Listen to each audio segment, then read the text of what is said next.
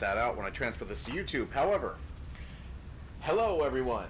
This is Alchemisted, and this is Star Trek Online. And so Star Trek Online, I said it was going to be on Fridays. First of all, this week has been weird if you're watching this on YouTube. That's why you didn't see Armored Core or Metal Gear on Wednesday. Don't worry, I'm still going to be uploading. This week got really weird for recording stuff. However, I did say that Fridays were going to be for Star Trek Online, and there hasn't been Star Trek Online, and I'm kind of here to show you why that is. So, you see me here, I am in Star Trek Online. I am also on the bridge, or more specifically, the ready room of a Galaxy-class starship. This has been basically my goal for the past couple months, as I have been clawing my way to, through dilithium, getting the amount of Zen necessary to acquire the Galaxy Bridge. And now, here I am. Here we are. We have it. So, I'm going to show you around. I'm actually going to take you on a bit of a tour, because I think this is a really great bridge ship interior that Cryptic has done. And there's a lot of nice little touches from the show. It's not the most screen accurate replication I've seen, but it is very good. It is very close. They did an amazing job with this interior. I want to say that out right now. I often give Cryptic a lot of crap for their business practices and what have you. I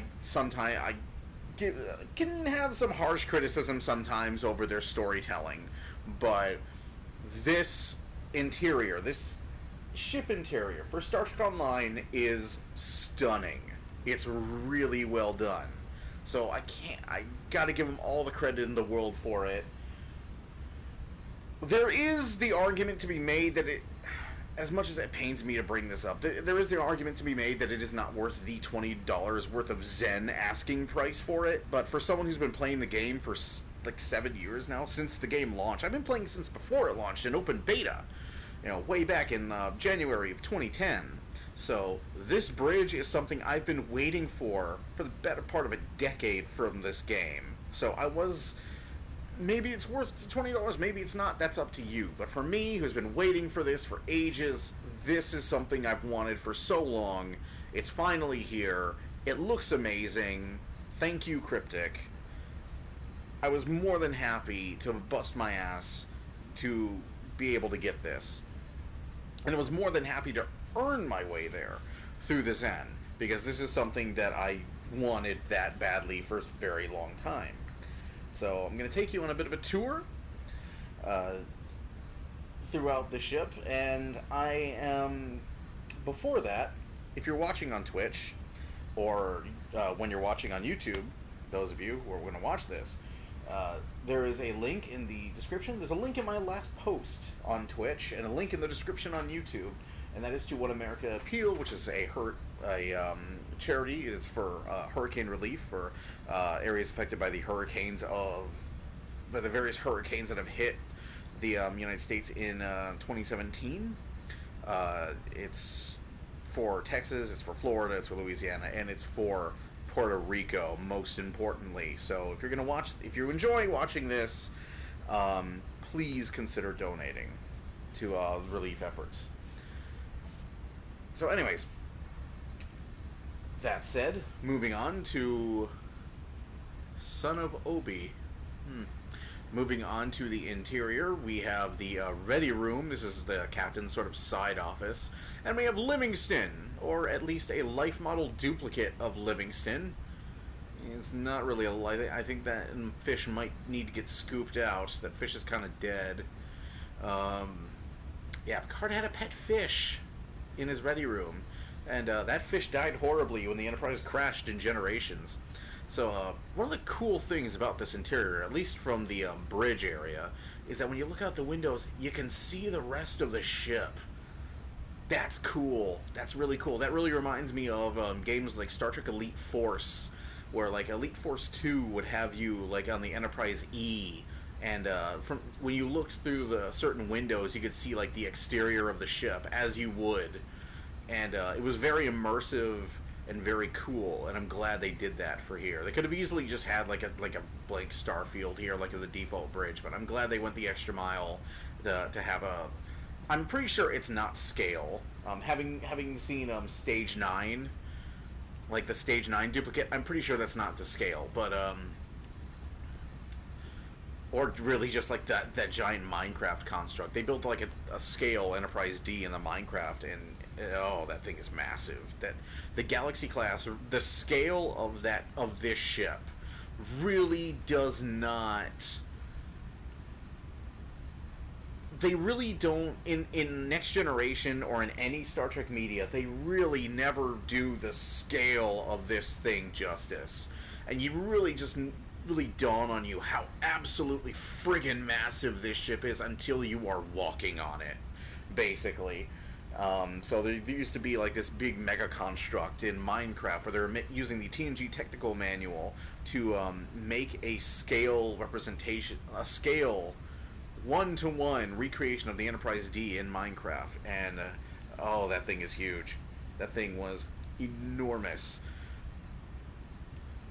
And if you have a Stage 9, which you can download, requires a somewhat, not a supercomputer to run, but requires you to have at least like a decent computer to run it, at least at any, like, at least well.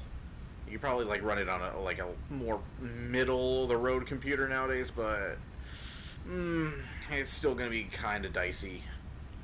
But Stage 9 also does a really great job. Stage 9 actually lets you take a shuttle and fly it out of the shuttle bay and fly around the ship, and that gives you a really good, like, landing a shuttle on the hull of the Enterprise gives you a really good idea of just how huge this thing is. This is a big, big ship. So back here is an interesting little oddity. Back here is there's like a bed, basically. There's like a bed in the captain's ready room, which makes sense if the ship's in a crisis situation, or if you're in like violating the neutral zone, or if you're in like a hazardous, any kind of like hazardous situation. Like, of course the captain doesn't want to be too far from the bridge if there's a crisis, so there'd be like a little rest area. An interesting little tidbit though is if you read the Johnson's technical manual. Like, there's the official TNG technical manual, and there's like the Johnson's technical manual. And if you read the Johnson's technical manual, this is the head. This is the head. This is the captain's like personal like washroom, basically. Which is weird if there's a food replicator in the bathroom. I'm just gonna say, that's a little strange. So I think it makes more sense that this is just sort of a rest area. It's just sort of like the captain's little apartment on the side of the bridge, in case they just cannot leave the bridge for whatever reason. The captain could just like come in here and take a nap, and honestly, that's what happens. That's what happens every time. Every time the captain is like standing, like every time we come on the bridge now, this place looks fantastic. This looks great.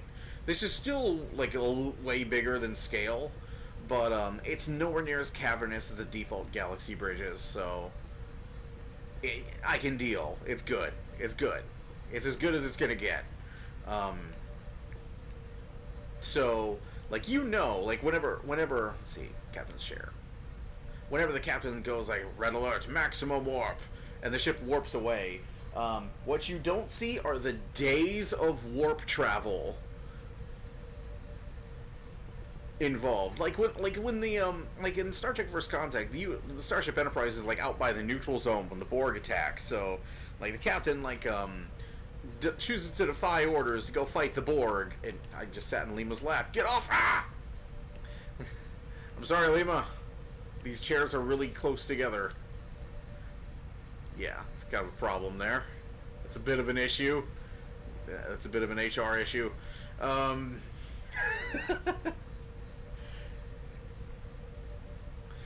But like Picard goes like red alert and like all hands battle stations engage, and the ship flies away, and what you don't see is the week of warp travel because the Enterprise is on the other side of Federation space. So yeah, that like how long? Like 5 minutes, 10 minutes tops of just like nothing going on the bridge until the captain goes, until the captain basically just like turns to like first officer and goes, "Fuck it, Will, you've got this. Beverly, I'm in the ready room," and just like walks away to like make himself some tea and take a nap. Like, it's, like you know that's what happens every time they cut to the ship like going to warp and the scene changes. You know the captain's just sort of like sitting there after giving that order while Riker handles everything, because that's Riker's job as the first officer. Riker handles the crew. Picard just gives the orders. And so just like leaving Riker to handle it, because there's nothing going on now that he's given the big order that the ship's going into battle. You know that's what happens.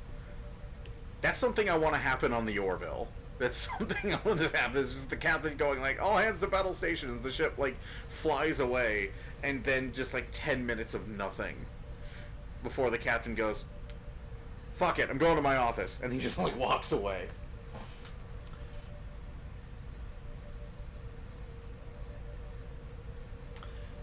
Just woke up at... Hey, Flair. Just woke up at 6 a.m. to be ready for a meeting at 9.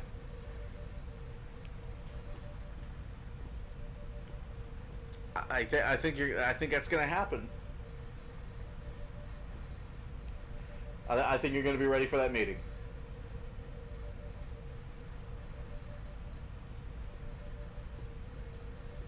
Always wake up early, man. So yeah, now we're at the bridge, and before I point out anything else, there's a question that people often ask, and there you go. That's where it is. That's where the restroom is. So, emergency turbo, I don't think I've ever seen this used on screen, except I saw this used once. At the very beginning of Next Generation, Picard and company walk through this, and they go straight to the battle bridge on Deck 8, which unfortunately is not a room. There are a couple rooms that I was devastated were not in this interior.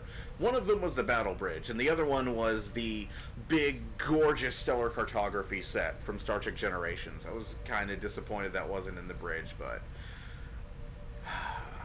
there's so much good in this interior that it really doesn't matter.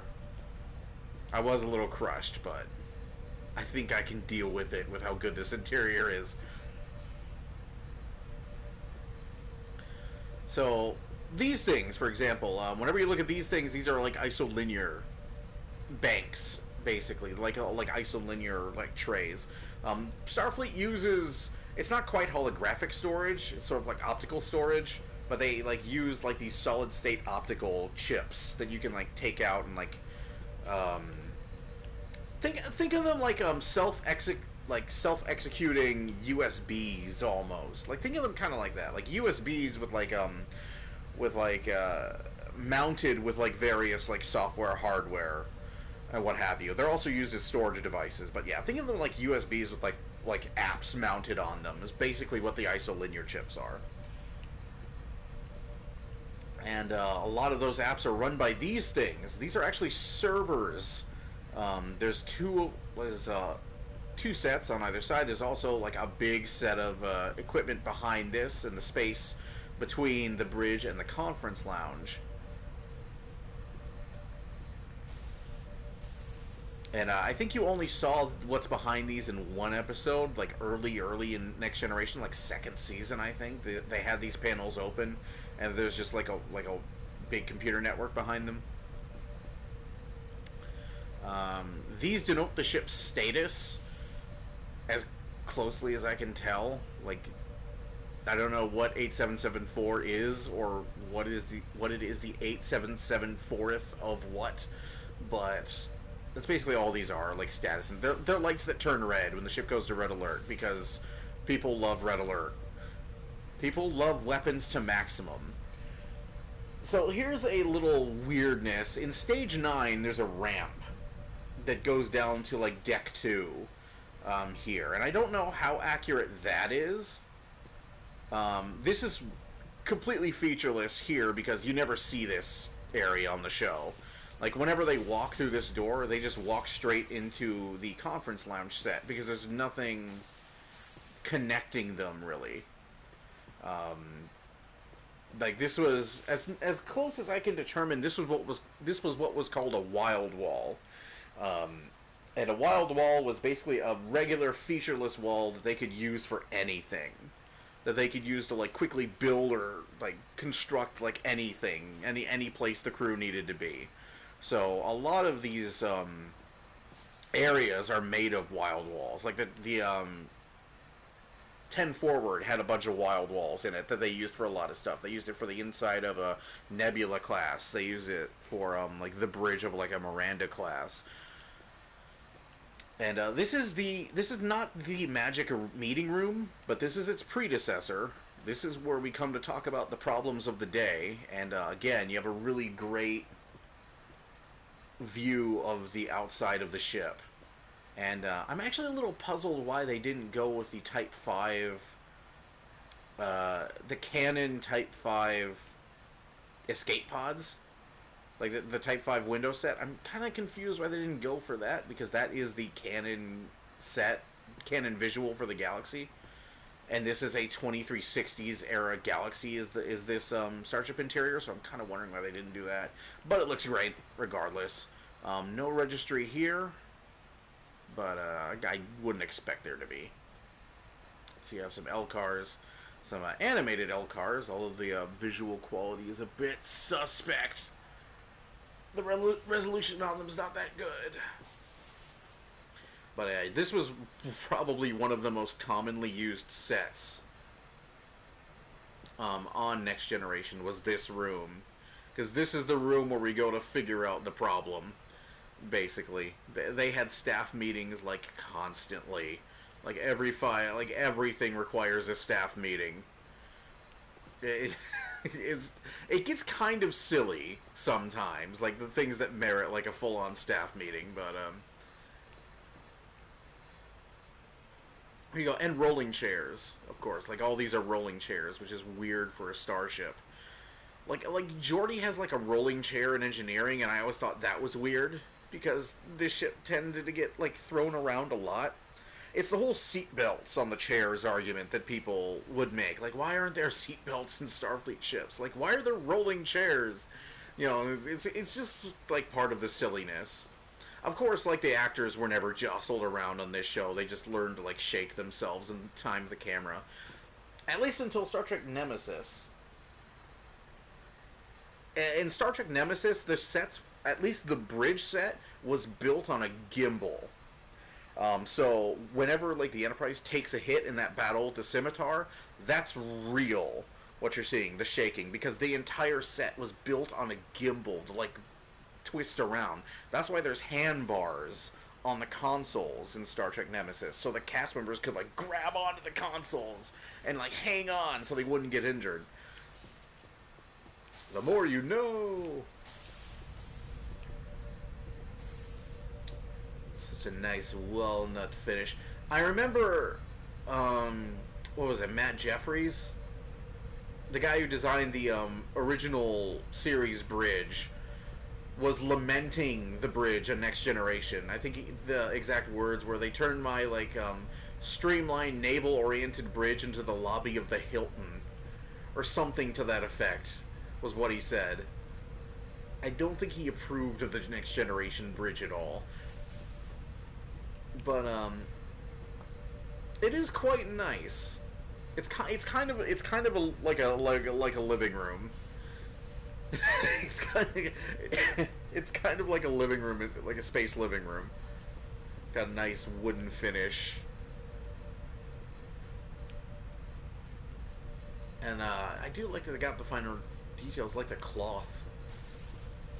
This isn't as fine detail as you see in Stage 9, of course, but this, like these gray parts here, that's cloth.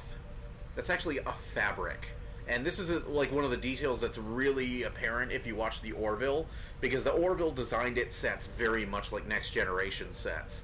So you see like the cloth is like very richly detailed and very obvious in the Orville.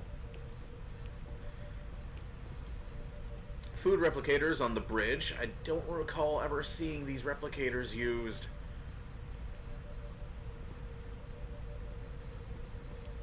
You had some chairs for like the guest star or Counselor Troy, while she's not making herself useful doing something else. Park a bench for a set of chairs or a meeting table. It's just because that's the canned... yeah, that's just because that's just the canned... They were using probably the canned stuff from Starfleet Academy. They do that for a lot of stuff. Like, that's the same thing they use, even though it's called captain's chairs. You're clearly just sitting in a regular chair. And I feel they really should, like, use... There is an actual captain's chair emote, where if you want to sit like a captain, you gotta jump onto the chair. You gotta kind of turn. I got this. I got this. You gotta kind of turn. And then you go into chat. And you go to emotes. R2, tab over, tab, tab. Sit captain. There you go. Problem is, now, because I'm on console, I can't look at myself in the chair.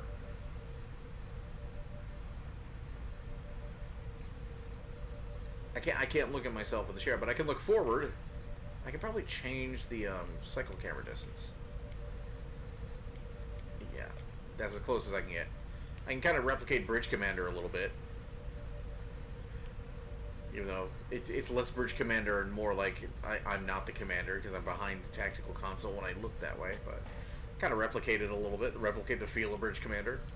So yeah, that's the bridge. It's really good. You got Science 1, Science 2, mission ups for whatever various things like your guest star of the week needs to do, environment in case like Wesley accidentally unleashes some nanite plague on the ship that tries to kill everyone through like poisonous gas. I remember this happening more than once. And of course engineering, which is kind of like a really super truncated version of the engineering station that Geordi has. Well, in engineering, I wish we had a Nemesis Sovereign bridge like this. Even though the scale would be off, the bridge was pretty awesome. Yeah, the Sovereign class bridge was pretty sweet. Okay, so that's enough for the bridge. We're moving on. We're moving lower to Deck 8. Captain's Quarters, Sick Bay, Transporter, and the Battle Bridge. Although the Battle Bridge is not appearing. Here's the annoying thing. The thing that really annoys me is that there is no 2410 variant. So the only variant of the Galaxy Bridge is with like these outdated ass uniforms from Next Generation, and these uniforms don't look anywhere near as good in this game as the Odyssey uniform does. They're very, I don't want to say badly textured, but their textures are a lot more messy than the Odyssey uniforms. They're not as crisp and clean looking as the Odyssey is, and it just bugs me that the Intrepid got a 2410 variant, but Galaxy Interior does not have it. And that is certainly an argument to be made for that not worth the $20 that that reaction that people had is like you only get a version of the bridge with like these uniforms that are nowhere near as good looking in this game as the Odyssey uniform is. So absolutely Cryptic, if you were going to add anything to this bridge, and please do, please give us a version with modern uniforms. Modern Odyssey uniforms. Absolutely. Please, Cryptic. And that's it. That's the only complaint I have about this bridge. So, you have the busts and the random tchotchkes of Jean-Luc Picard in your captain's quarters.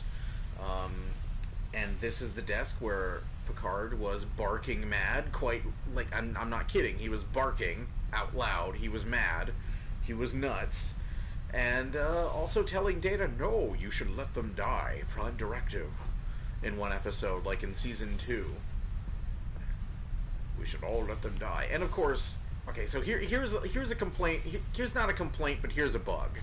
Here's a bug in this bridge. This chair is not sittable at all. And I've tried from multiple angles to sit in this chair. It has foiled my every attempt. Cryptic, if you could address this, that'd be great.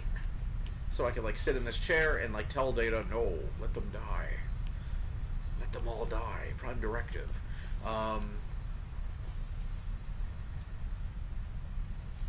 Park and bench. So these chairs are sittable. And of course, then he doesn't sit in it. But I can phase through the table and sit in it.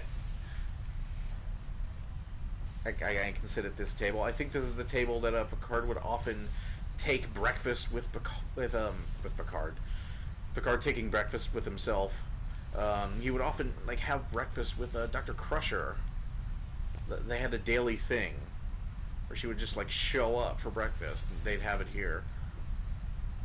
So yeah, you can phase through solid matter to sit in these chairs. Some nice floral arrangements. Hopefully no species that you have guessed upon your ship will eat them. Got some more chairs here, although you can't properly lounge on these, as you should be able to. Nice little model. Like the Miranda in the captain's ready room, you cannot change this, so... This is the refresher. This is like the kind of like closet, shower, dressing area, etc. Like shower, closets, toilet, bathroom area for the captain. And this is the captain's, looks like a full-size, captain's full-size bed in all its incredibly uncomfortable, rock-hard looking glory. This doesn't look very comfortable. I suppose I can assume it's some kind of memory foam or something, and maybe it's just you lay on this thing and it just eats you, and it's impossible to get out of it, and you just sort of fall asleep. Could be, but it looks pretty angular and pretty uncomfortable. I suppose there's actually a monitor that's supposed to be here. I think this was again, this was a season 1 episode, so this may have changed later on. They may have changed this set. God, that's so annoying. I wish I could lock these doors. But there was a monitor. Picard was roused from his sleep in an early episode, and there's a computer monitor here, a terminal that he spoke with a fellow starship captain over a secure channel. So there is supposed to be a monitor, but that's fine. But everything's cool. It's not like I'd be able to use it anyways. First officer's quarters right across from Picard, so I'm sure Picard enjoyed all the guests Riker had over. I'm sure that didn't annoy the hell out of him. Jeffrey's tube. Jeffrey's tubes are the sort of service crawlways that span the ship. Now, interestingly, another reference to Johnson's tech manual. In Johnson's tech manual, this is a weapons locker. This is basically a weapon, an armory for when away teams are getting ready for missions. And in here, no, you fool, that's supposed to be lit. Okay. Is that? That looks a bit... I can't tell if that's... I guess that's supposed to be that way, but it looks kind of untextured. No, it's probably supposed to... Okay. It's fine. We're fine. Looks a little untextured. It just looks untextured. I'm sure it's fine. I think. Okay. But yeah, that's an armory for away teams to get prepared. It's a weapons locker. And there's your transporter room. I actually really like the lighting in the transporter room too. That's really nice. So there's an ongoing debate on whether or not this thing actually kills you every time somebody beams through it, and this isn't really addressed very much in the original series, but Next Generation kind of addresses that this is in fact you. This is you that is being rematerialized elsewhere. There is a continuity of awareness as you are being beamed that implies that you are still you. In fact, there's an episode called Realm of Fear where the show shows you the entire process of being transported from the perspective of the person in the matter stream. And so there's very much like a continuity of awareness and of physical being throughout that process. So it is not quantum teleportation. It is some other mystical means by which they are achieving this that allows you to not be killed every time they disassemble your atoms. However, there is a tank. Like, the way it works is like there's like a matter stream, there's a tank beneath this before you're like beamed out. You're like dematerialized and stored in a tank beneath this, and that particle stream is sort of emitted from some various areas on the surface of the ship in a very tight beam. Some more isolinear, almost call them servers, almost call them like I'm unsure what to call them. Like, they're not, I guess, banks, isolinear banks would probably be an appropriate term. This is basically a giant server rack. And back here you have a service way. Again, this is from Johnson's. It's a technical manual, which, as you may understand, you may consider it to be a bit of a dubious source, and I wouldn't blame you if you did. But that extends behind this area as well. And you have these. I believe these are also the helm controls. Like, these aren't the actual transporter controls, because they don't have the slide. There's like three long oval, not oval, kind of rectangular, but it's like a 3-finger sort of like slide that they use to initiate transport. These are also wild walls. These were used in a lot of sets, like these green sets here. In fact, most of these sets were used for the Enterprise A in Star Trek: The Undiscovered Country, because I believe most of the original Enterprise's sets were either they were either destroyed in a fire, or they were being used for something else, and they just had to like repurpose whatever sets they had for Next Generation. You also see the Enterprise D's engineering like almost completely unaltered, like barely redressed for Star Trek 6. Yeah, you have another turbo lift here. I do like that all the turbo lifts are functional. That's great. You cannot access Transporter Room 2, however. So into sickbay, according to Johnson's, this is a turbo lift. This says turbo lift here, but according to Johnson's technical manual, this is a lavatory for the. This is a personal lavatory for the CMO. So this was like Beverly's personal bathroom, which she got one, but Picard didn't on the bridge. Figure that crap out. This probably goes to an intensive care area.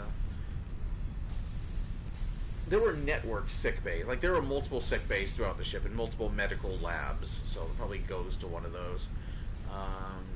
This probably goes to storage. It says storage, but I'm pretty sure this goes to like another area. Like, there was an intensive care wing to sick bay as well that you saw off and on. Could be in a different section of this deck, but I'm pretty sure it was linked to here. But this is the set you saw most often in Next Generation whenever sickbay came up, was just like this proper sickbay, no matter where in the ship the sickbay was supposed to be, because there's a few of them. Yeah, it's really jarring to have like these officers in like Odyssey uniforms, then to have all these people wandering around in TNG uniforms. It's also really jarring that they keep opening the friggin' doors. But that's an annoyance that comes with all of these bridges, like whether or not they're C-Store variants or default ones. But come on, that's just grating. You got these. I'm assuming these are specimens of some kind. This is a spot for a pad. Excuse me. You would see pads stored here on Star Trek Voyager, like in these little recesses here. These little sort of like cross-shaped recesses.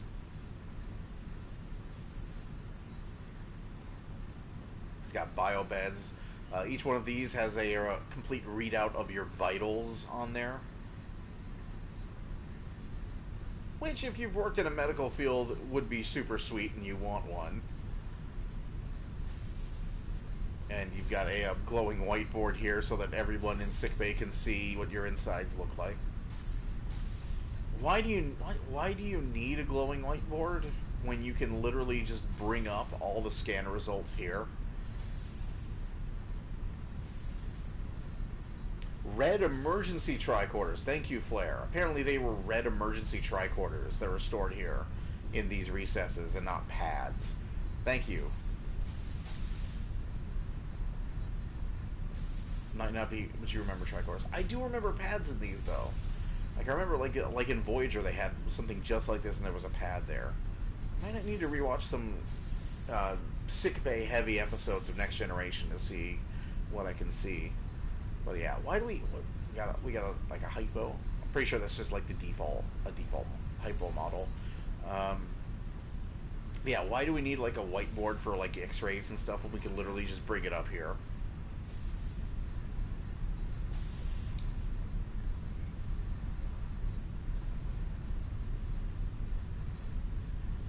So I see the Enterprise D. I see the original Enterprise.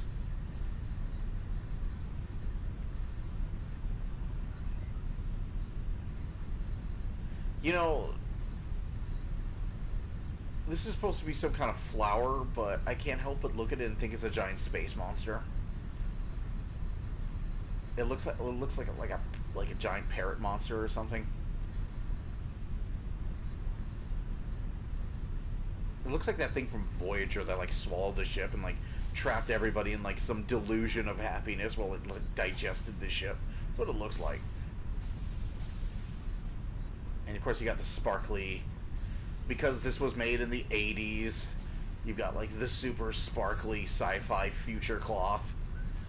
You've got the tinfoil blanket.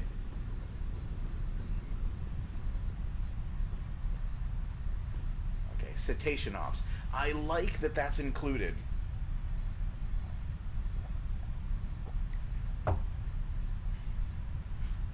So Cetacean Ops. Cetacean Ops is where the ship is flown by dolphins. I'm not kidding.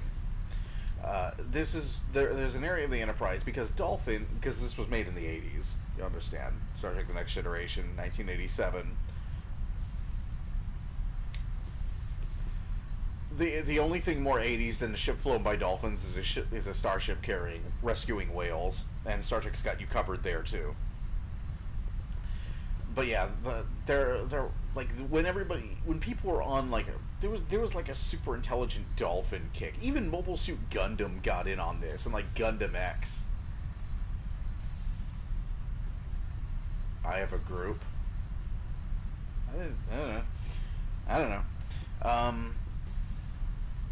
But like even like Gundam X that had.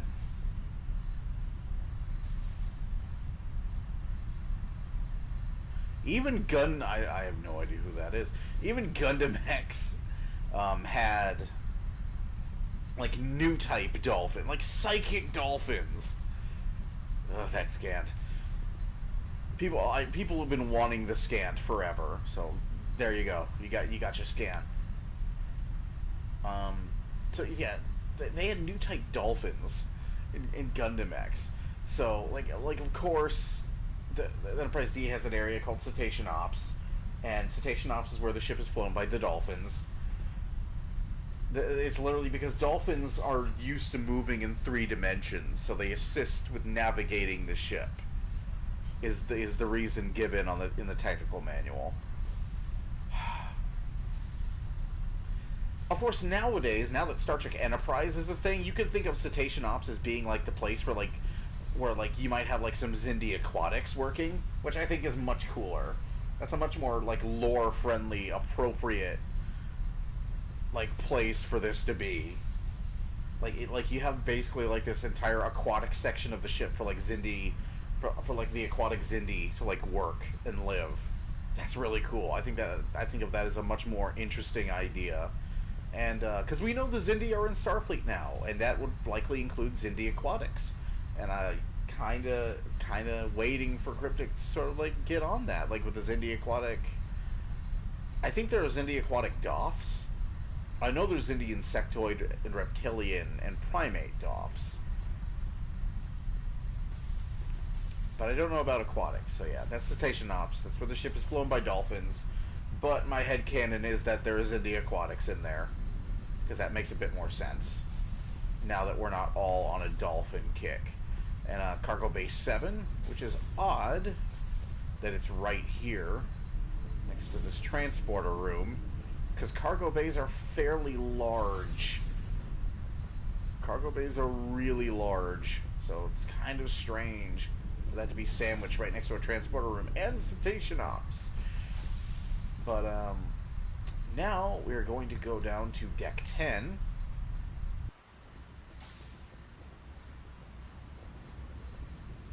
And, well, I suppose... Oh, look at this stampede of people. See, this is what I mean. Like, this right here. This is fabric. This was on a lot of walls in Next Generation. You really couldn't make it out that much back then because of the screen resolutions of the time and such.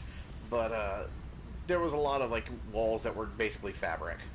And that detail really jumps out if you, like, open up Stage 9 and walk around. And, again, the Orville basically took like the TNG design aesthetics and ran with them. I quite like the Orville. I think it's a fun show. I think it's a necessary show. What with Star Trek being all grim and dark now, that we have a light science fiction show like the Orville to be more TNG. I think that's kind of important. Not just for Star Trek, but also for science fiction. Because Star Trek was always supposed to be like, maybe it could be dark at times, but it was always a future that you kind of wanted to hope for. And, yeah. Discovery, not so much. Anyways. Moving on. This is 10 forward. This is basically the bar on the ship. And I don't know if this is supposed to be this way. I don't know if that's supposed to be open like that.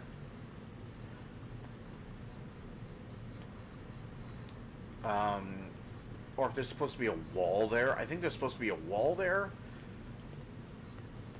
But I can't really see this area on the technical manuals that I have that well.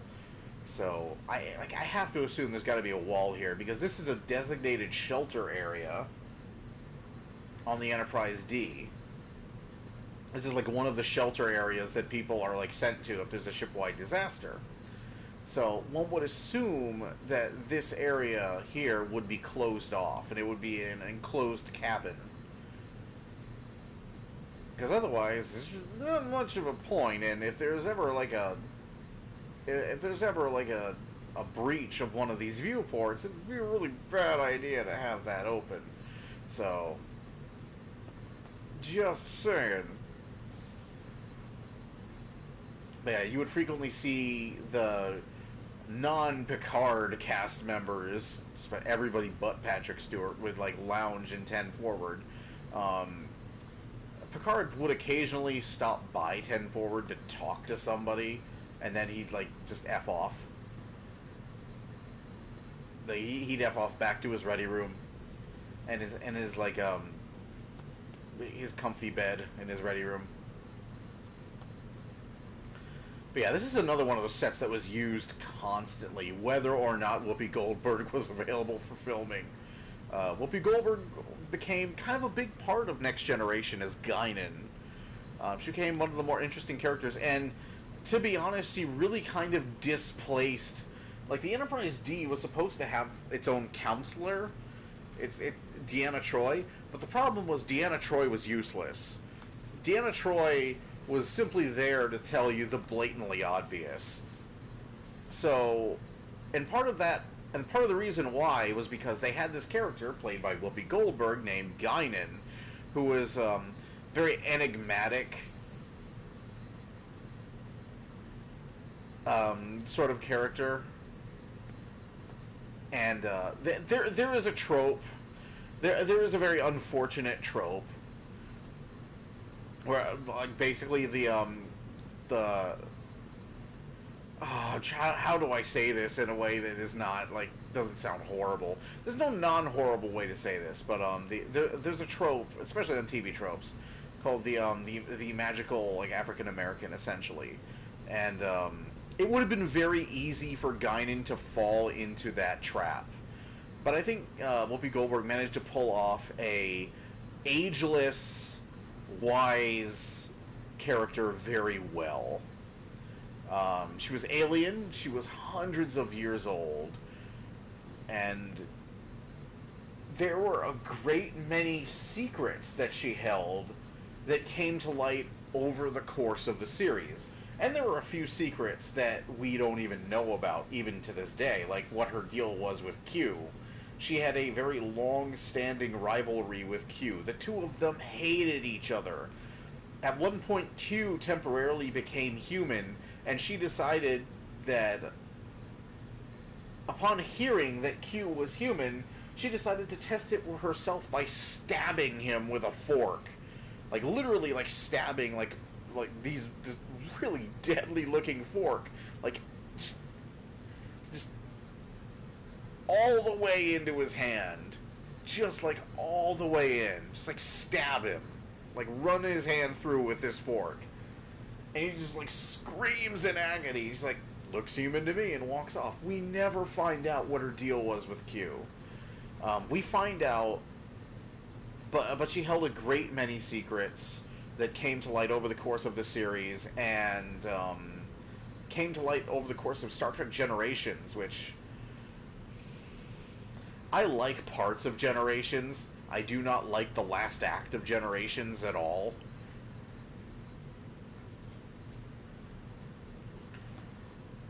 Like, I don't like it at all.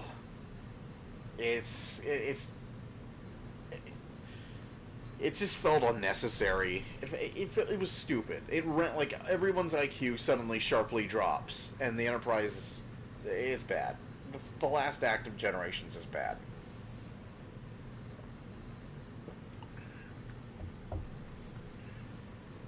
I've never trusted Ron Moore, and I never will. I can never forgive him for the destruction of the Enterprise D. I can never forgive him for forgetting that the Enterprise D can eject its warp core. But this is 10 forward. You saw this set used for a lot. There were a lot of, like, formal ceremonies, and I do hope this set gets used for formal ceremonies. You know, I wouldn't mind, like, beaming to, like, the Challenger and, like, having, like, witnessing a wedding, or like a a diplomatic reception, or like trade negotiations on this, because these ships, the Galaxy class, was, in Guinan's words, again, Guinan, in her words, this was a ship of peace. That was its primary mission. It was exploration and diplomacy. So I wouldn't mind seeing these sets used for that. I wouldn't mind the Intrepid sets used for that, because Voyager was an exploratory vessel as well. But the Defiant sets are for kicking ass, and don't you ever forget it. Let's move on. See, like, you can't really see it very well, but that's basically more fabric along these walls. To the holodeck. And see, once again, I'm pretty sure this is the exact same as the modern LCARs, just recolored. I love those doors. Those doors are so good. Those doors.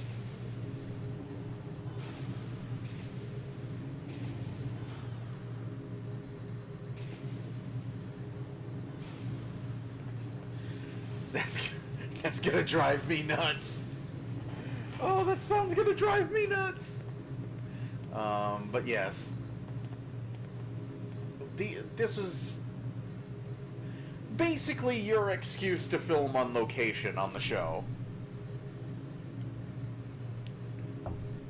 This was your excuse to either film on location or have a bottle episode where, like, where, like, the Enterprise was, like, really surreal and bizarre. Or it was your excuse to film on Planet Hell, which was the set, the sort of, like, universal film set that they used for all the caves and planet surfaces and what have you, and they called it Planet Hell because that place got swelteringly hot. They got real crazy hot on that set because it was a lot of enclosed spaces, a lot of like fake rock and like styrofoam and like studio lights. Like nowadays you have like LED lights which aren't as hot as studio lights back in the day. Like nowadays you have like super bright LEDs and stuff, but back then, oh, those are bulbs. Those are real hot bulbs. That's a lot of heat in a very enclosed space with like fog machines and like dust being sprayed in the air and stuff, and like maybe rain as well. It was called Planet Hell for a reason. The planetary sets. In fact, that's exactly what they use the holodeck for in Beyond the Nexus, the episode that introduces the galaxy interior with Geordi and the USS Challenger. Is they use it for a Planet Hell set, or a Planet Hell style set, which is a really cool reference if you knew about what they called that set in Planet Hell and how it was used and how the cast members hated it. Jonathan Frakes would tell a story about OSHA. Okay, this turbo lift doesn't work. We'll tell a story about how they would the cast would constantly be complaining to the production crew about the conditions on the set, probably mostly Planet Hell, like the fog machines and what have you, and like the smoke being blown onto the sets. Like the cast would be constantly complaining about this stuff. And so, like, the OSHA guys, there was an OSHA office across the street, basically, from the studio. And they would have the OSHA, and the production crew would have the OSHA people come over. Like, every time people started complaining, and they would have the OSHA guys in front of the cast and crew personally give the green light for everything. They would have the OSHA guys go, no, this is perfectly safe, every time someone complained. And then they go, now do it. Now you're gonna go to Planet Hell and you're gonna do the scene. So here's engineering, and there's a lot of engineering support, a lot of areas. There's a lot of areas that are like walled off by force fields in Stage 9, but this is the general gist of the area in Stage 9 as well. Like there isn't much more to this.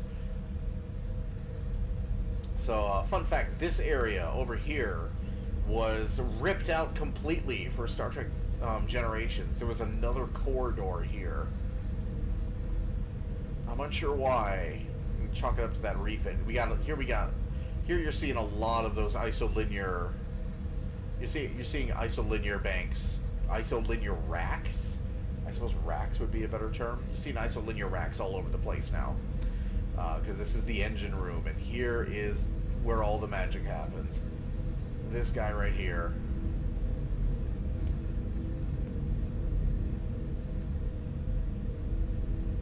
Now, here is something else that breaks my heart. They got all the noise right. They got the background noise right, and they got the hum, but they didn't get the thrum. They didn't get the thrum. Like there's like this deep bass, like almost like beating that this warp core makes on the Galaxy class. It literally sounds like you're standing at the beating heart of this ship, and it just sounds like power. It just sounds like raw force and energy being channeled by this ship. And they got everything right but the sound that the warp core makes in the show. It's a great sound. Like it's just like this like constant deep bass thrumming that this core makes. It's great. This is the thing that you would often see LeVar Burton just like run to and rip open whenever Geordi had a problem in engineering. I'm unsure what this is or what it would have told him. What can we learn here? Something access bay.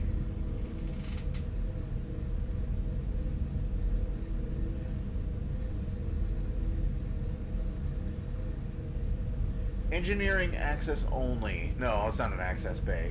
It's just a like random tchotchke label. But yeah, like Geordi would often like run over to this thing and just rip it open, and just sort of like LeVar Burton would just sort of like glance up and down at it before like calling the bridge to tell them how screwed they were. So what finally did the Enterprise in was the coolant. This thing right here, I'm assuming, because this is warp. This is drive plasma. This is going out to the warp engines to power them. This, I'm assuming, this is the coolant tank for the warp core. And once this goes, like once the warp core coolant goes, that stuff will liquefy organic tissue on contact. So you got to get everyone out of there before you can fix it.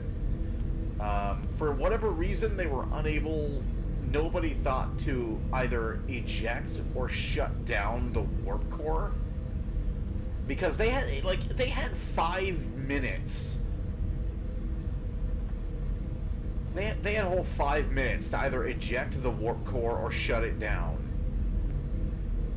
But Geordi basically just like rolled through here. There's like an emergency bulkhead that comes down. You can't really see it here.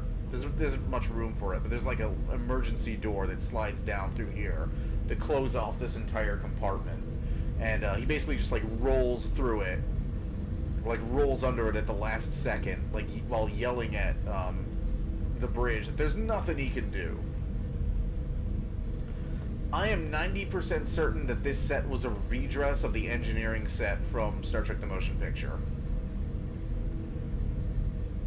And it's this big area here, this walled-off area here, that really makes me suspect that this used to be the engineering for the Enterprise in like the original picture and in Wrath of Khan. There were a lot of sets from those movies that were redressed for Next Generation. The Battle Bridge used to be the Enterprise bridge.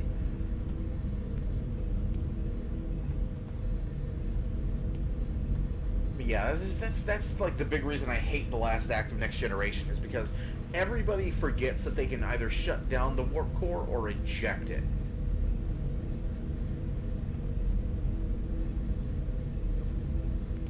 Like, you can eject the core, but that is never mentioned. Like, it goes straight from Geordi saying, "We got coolant, like we're screwed, man. 5 minutes, can't do nothing." And then, like, immediately after that, Riker's like, "We gotta separate the ship." Like, no, eject the core. You can eject the core. You can vent the core out into space, and if it doesn't go up, you can retrieve it later. This doesn't have to go this way. Here's Geordi's rolling chair, which you can sit in.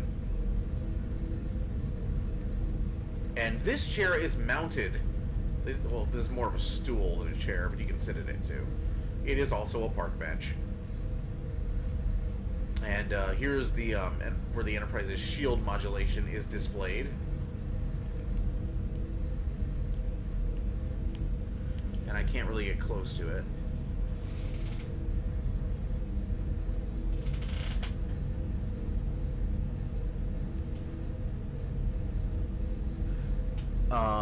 And just to prove how big of a nerd I am and how much of a hopeless cause I am, I remember the Enterprise's shield modulation was 257.4. At least I think it was. I almost hope it wasn't. It's like, why do I remember that? I can remember anything about physics, or like, I can't remember anything else but that. And I know Flair's probably looking it up right now. He's going to tell me how hopeless I am.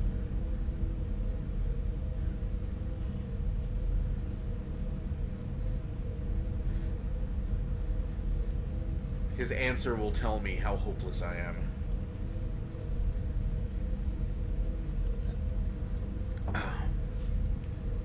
Yeah, here's another isolinear bank. You saw this pool table used a lot? No, I'm right. God damn it. Never have I not wanted to be right more. Like, why do I remember this?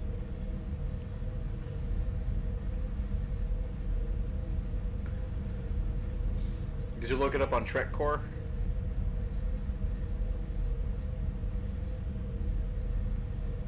Geordi technically makes that mistake twice in TNG. Yes, he does. I believe there was an episode of Next Generation where the Enterprise got blown up. It had a coolant leak and it got blown up. And it got reverted. Just one time in an alternate timeline, yes. Oh, I know the episode you're referring to. God damn it. All I needed to know was that one detail, and I already know the episode you're talking about. I'm such a nerd. That was yesterday's Enterprise. That was the alternate... Like, that was the battleship Enterprise D, which was getting clobbered by, like, Klingon ships, because they were at war.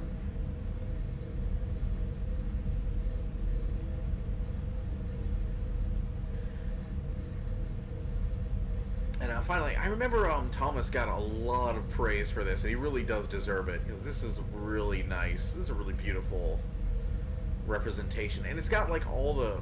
I don't know if the resolution's quite there. It's kind of there, but if you can't really... It's hard to read up close. Yeah, the resolution's not... It could be upscaled a little bit, so you can read that text, but... this is basically, like, this is almost a graphic from the technical manual. But this was an actual engineering graphic. This was the Master Systems display of the Enterprise D.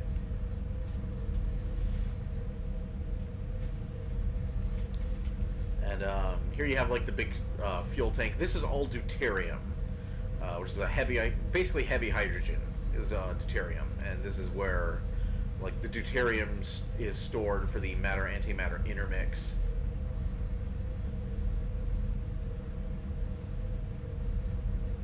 You see, like, this is, I think this is an impulse reactor here. The thing you don't realize from looking at it here is how cavernous that reactor room is for the impulse engine. Well, if I remember correctly, Thomas got his start modeling stuff for, like, Starfleet Command.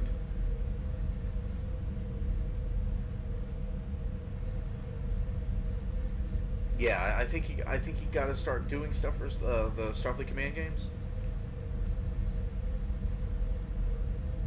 or like community modding.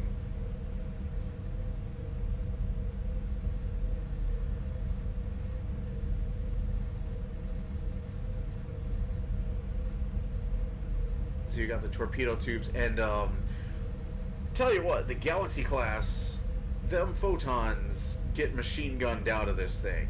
This thing fires photons like crazy.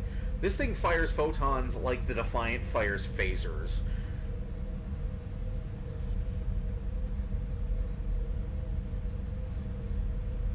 I think, like, I think he started making community model. I don't remember. It's been a long time since like,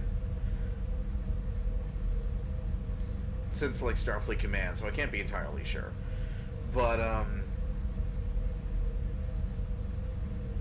I know that he first got on Cryptic's radar when he basically came up with like a bunch of mini games, or he came up with, like, the waveform matching mini game, I think, and Cryptic bought the idea off of him, and they eventually, like, straight up hired him.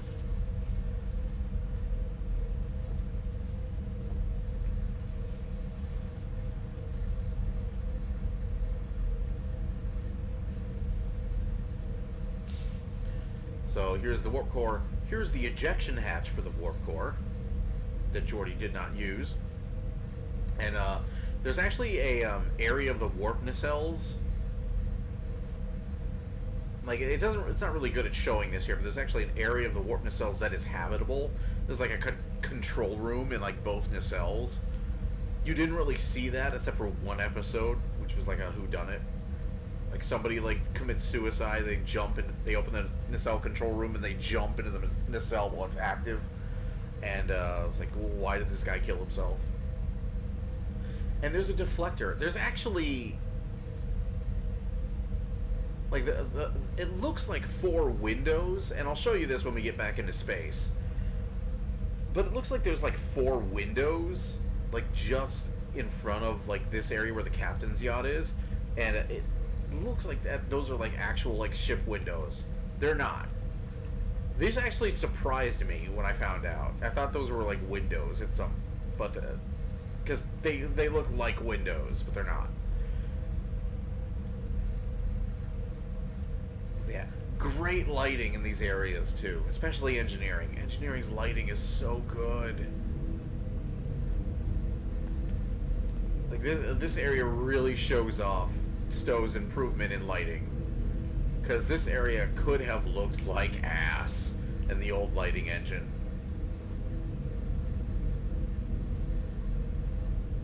Yeah, Stowe still has like work to do in like in like its engine to be on par with like modern games, but this lighting engine really, and especially like sets like faithful, like screen accurate, screen faithful sets like this really help push that light engine a little bit further. This entire ship looks phenomenal.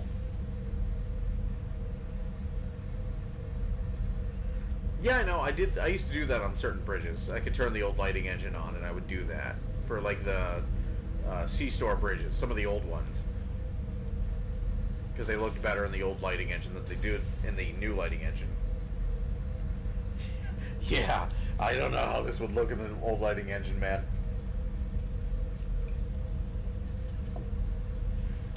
But it looks gorgeous in the new one, especially engineering.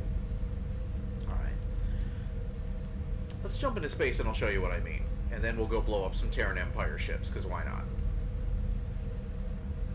I can't leave. I can't leave. Yeah, perhaps it's better left unseen. You may be right. I guess I gotta go to the bridge to leave. No shuttle bays either, which is kind of sad. Also, another bug, if you travel to the bridge through turbolift, you spawn in the center of the bridge, as opposed to the turbolift.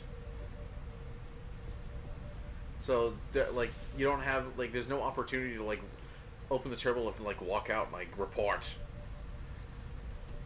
You know, you don't get like a scene of, like, purposefully walking onto the, like, storming onto the bridge, demanding to know what the hell's going on. I guess, yeah, it saves time, I guess. More of these isolinear things. Also, this screen. I failed to mention this screen. In Star Trek The Next Generation, this is not a window, but it is also not specifically a screen. This is more of a box in Star Trek The Next Generation. There's sort of like this boxy area, and there's a 3D image projected in that area, and you can tell, wow, that lighting. Looked like I got friggin' abducted by the prophets for a second. You could tell because, like, whenever like the camera angle would change, the perspective of the person talking on the screen would shift. So if you were looking at this person from the front, from this angle, Picard was talking to him. Sometimes Picard would like walk into the scene, would walk into the same frame, and you'd be seeing him from the side, but you also see the guy from the on the view screen from the side as well, and that's because it was kind of like a Nintendo DS style 3D image being displayed. Well, not Nintendo DS. It was an actual 3D image, but it was kind of like that with sort of, I guess, a 3D effect that they were trying to convey, that they really didn't have the means to get across very well. But yeah, this is basically supposed to be like a big tank with a holographic image in it. So yeah, the perspective is supposed to change. This is the one time the perspective is supposed to change, looking at a view screen, pretty much. Like, this is like the one time that would have been canon, is the view screen on a Galaxy-class starship.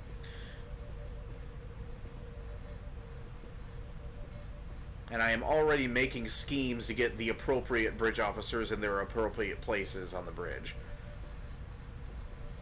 I am already planning and scheming, yes. So, let's return to the exterior.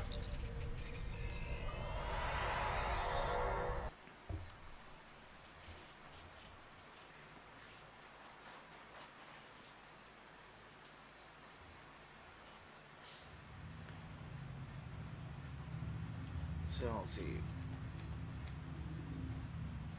Okay. Let's transwarp somewhere so I can give you a close look. Yeah, Sherman.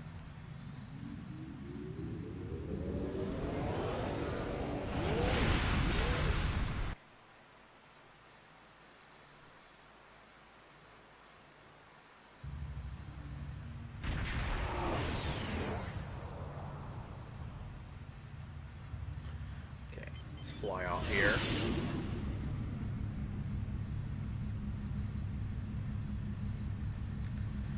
So,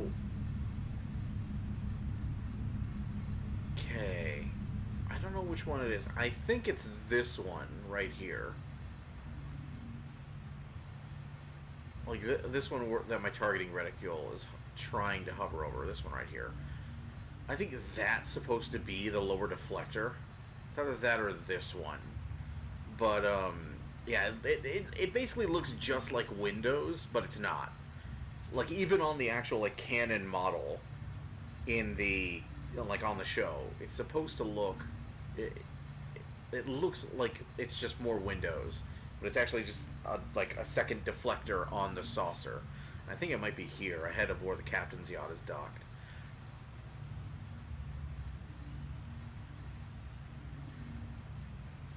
I suppose it would make more sense if it were this one, because it's like front and center on the saucer. But yeah, that's supposed to be another deflector. And it's not really very well defined, even on the physical filming model that the show had. But yeah, that's the interior of the Galaxy class. Pretty friggin' sweet. Waiting for ages for them to do that. Really glad they did. Okay. Let's mess with my equipment.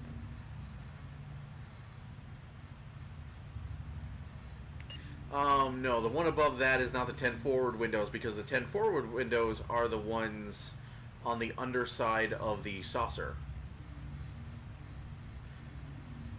They're the ones that are like around here, are the 10 forward windows. Because you get a close-up look of the 10 forward windows in one of the episodes, and it's like on the rim of the saucer, on the underside of, on the underside.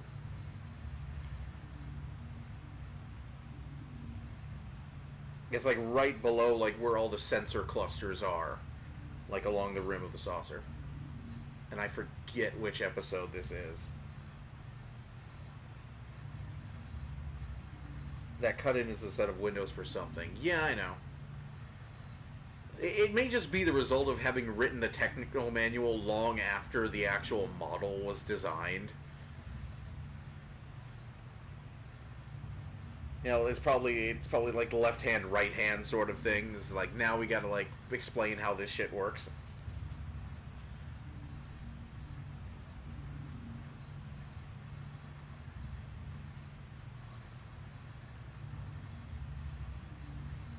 Look at my physical miniature from the Starships collection. Yeah, I got one of those. You're talking about Ego Moss, right?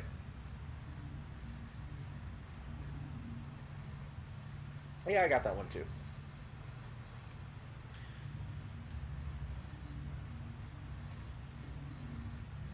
I got that one too. It's in front of a plasma disc.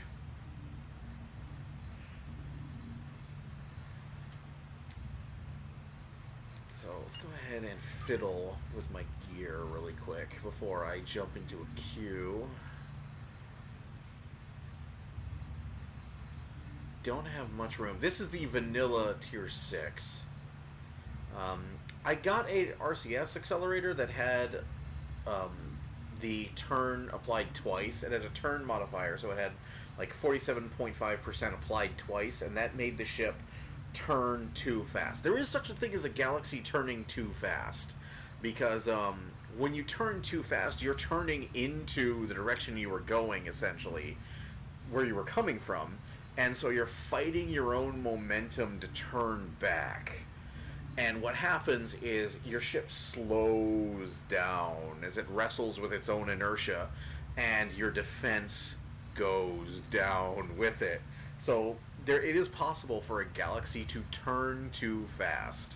Like, there is a limit to how fast you should be able to turn as a galaxy class without using powers like attack pattern Omega or attack pattern Alpha or what have you. There is kind of a limit to the amount of practical turn you want to have natively on your ship. And I was thinking you can also make your ship power drift if you do that. Yeah, you can also do that, but you come up with the same problem. It causes a lot of similar problems. So really, you just kind of want to you don't want it turning too much. Like one RCS console and the pilot rep, which if you're in any kind of cruiser you should spec into just by default. You should have pilot rep. Is more than enough to get this thing to move.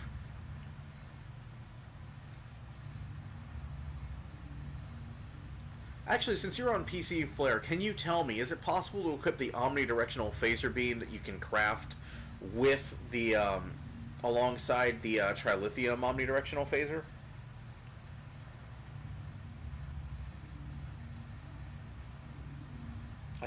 Since you're still on PC, is it possible to equip those two? Because you think it is? Oh, that's nice. Oh, that's gonna be nice.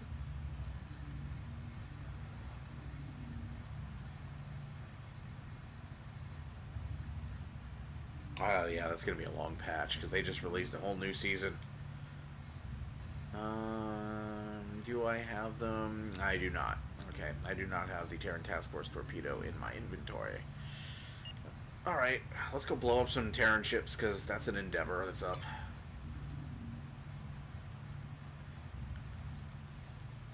And we're doing the endeavor, so I'm guessing... Oh, wow, really? Really?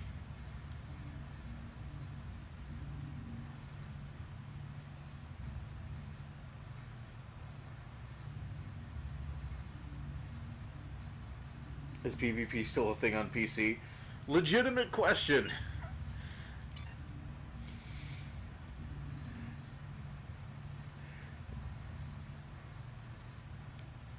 I think the more proper question is PvP still a thing? Because I know that people on the console, it never happens.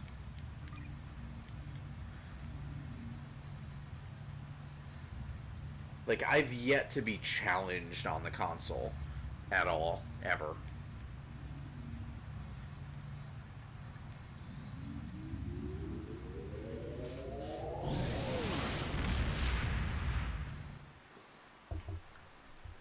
I know console PvP is a thing, but it's not a. It's kind of like PC. It's a very dedicated crowd. Like, it is not the vast majority of the player base that engages in it. I don't remember PvP being spectacularly huge on PC, actually.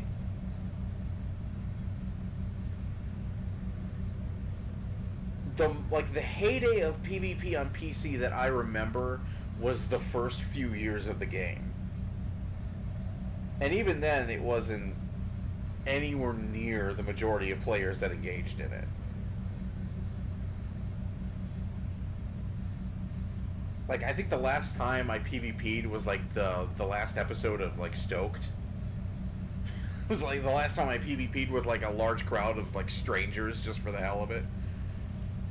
Like other than that, it was mostly just inner fleet stuff, like help me test this build, or let's just like screw around with one another in like a PvP match.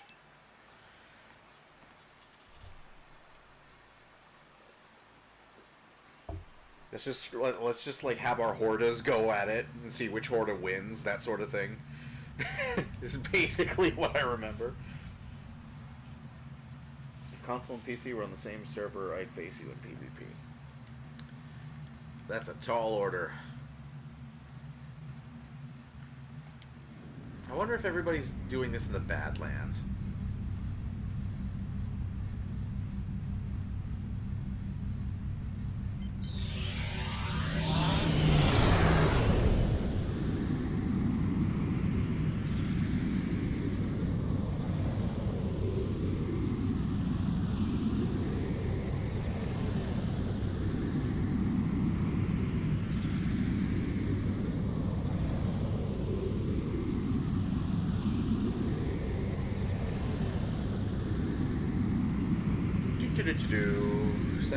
Sector travel.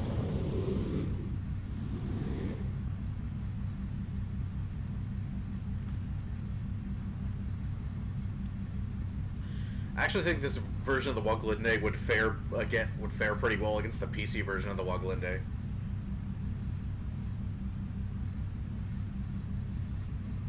Like the half summer I've spent building this version of the Waglinde, I think it's actually better than the PC version. Like maybe I've just built this ship like knowing what I know now and having the opportunity to just like completely rebuild it from the ground up as I go.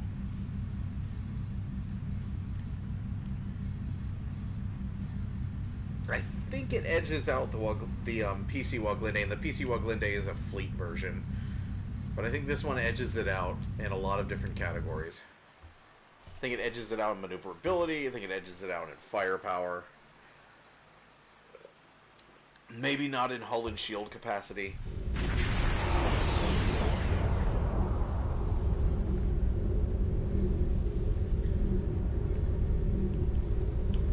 Yeah, I think this is where everybody is.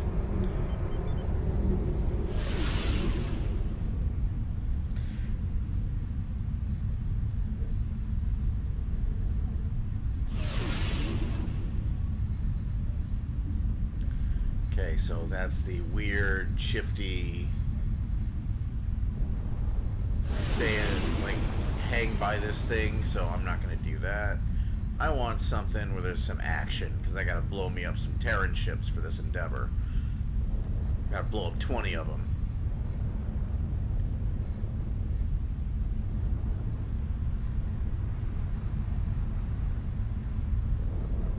Got to get me some.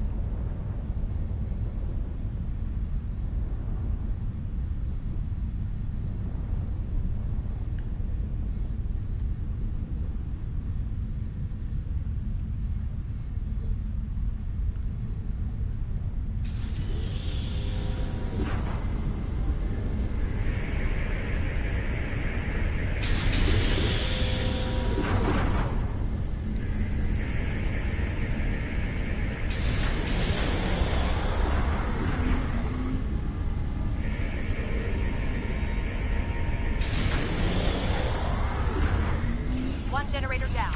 2 more remaining.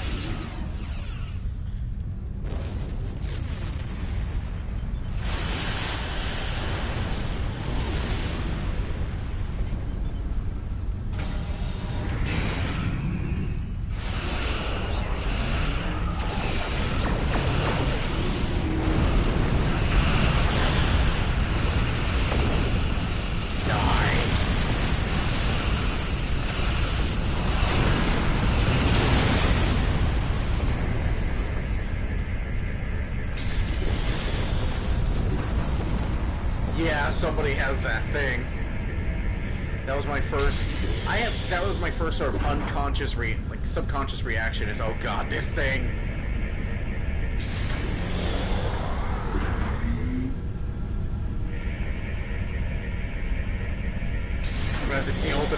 things. No, it's on my side this time. Generators offline. 1 to go. The generators are offline, but enemy ships are crossing through to protect the rift. Stop them!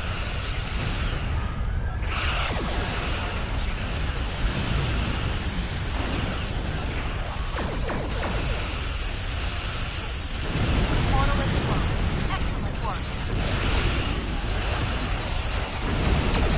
I earned the highest reward.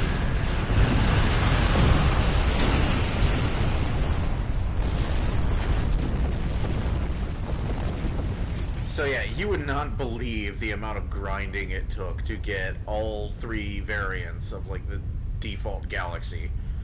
It took a lot. That's what I've been doing this summer. That's why you haven't seen Rise of the Red Shirt yet, is because I've been busting my ass to build this ship.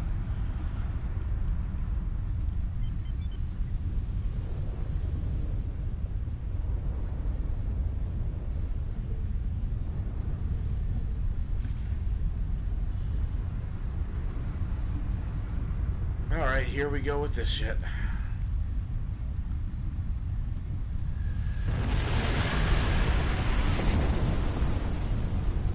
Alright, well, might as well call in some friends. Friends? I don't got no friends! I don't have any Peregrine fighters slotted.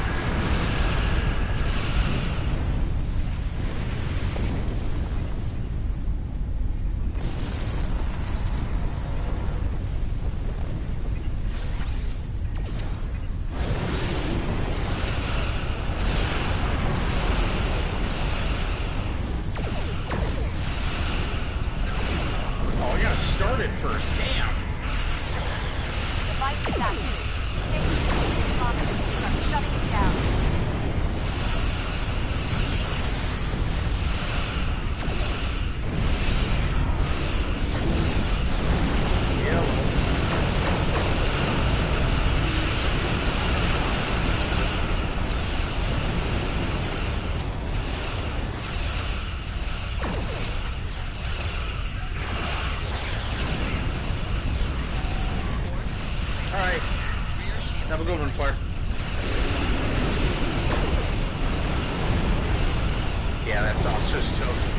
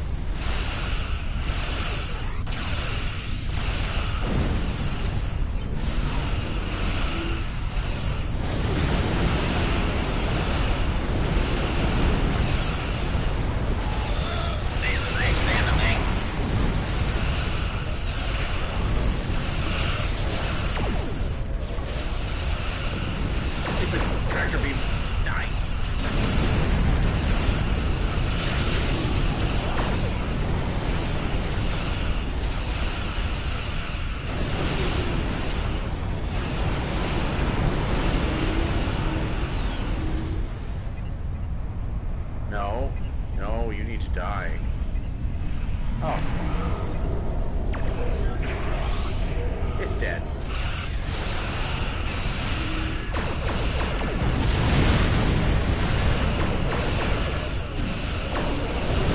the tractor beams in this game. Like, ever since that, like, balance pass, everything has got a tractor beam. Which is fair enough. Everything should have a tractor beam. It's kind of standard equipment, but it's getting kind of silly. Honestly, if you like build your ship to defend against tractor beams, congratulations. You're prepared for 90% of what the game's gonna throw at you. If I shut down one of those energy, watch for additional plasma.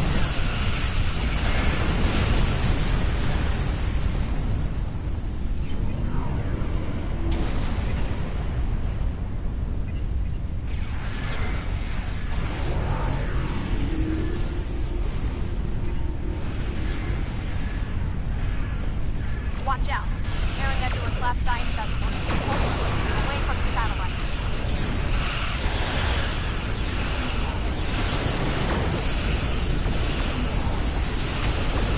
I did not trigger that, but sure.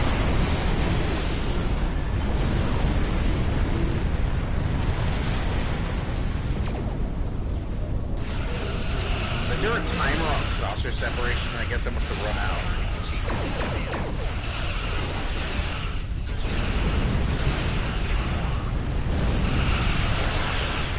Whatever. Sucks to be you.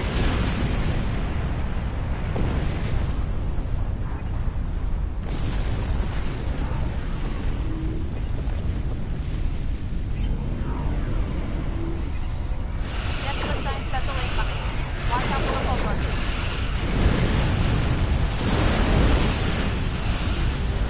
The next one who tracked me is gonna get a face full of antimatter spread.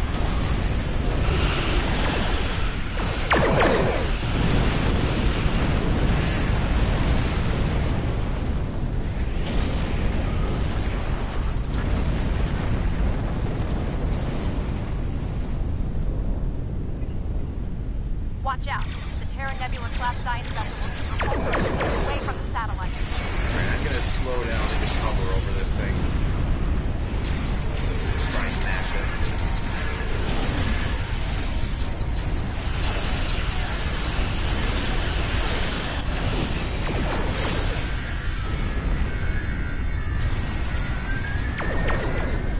That incoming Terran Nebula science vessel will try to put you out of the area.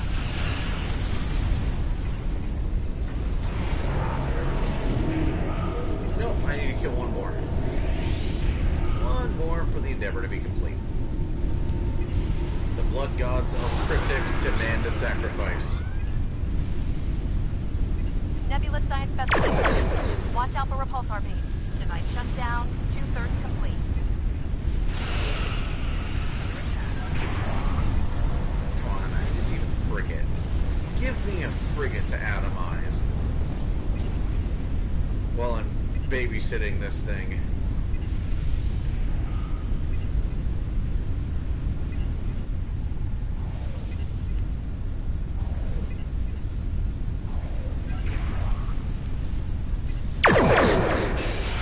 The universe provides. There you go.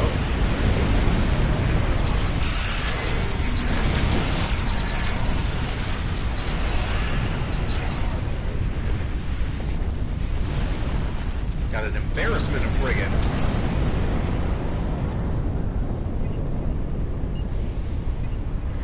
What are you gonna do? Let's open you. Watch out. Terran Nebula class science vessel. Repulsor. Away I from was the expecting satellite.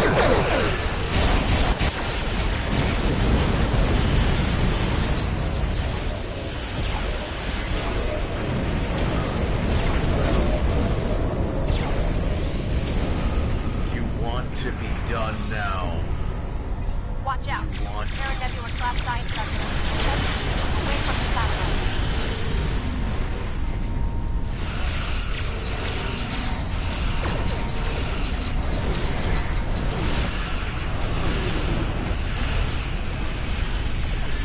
You want to be finished. Nebula science vessel incoming. Watch out for repulsor beams. You want to be finished. The device is in standby mode. Complete the shutdown process. Device shutdown complete. Excellent work. Point is secure. Oh my god, that took forever.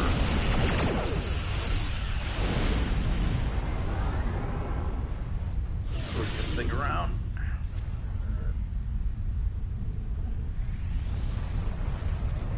Blatant misuse of evasive maneuvers just to turn this thing.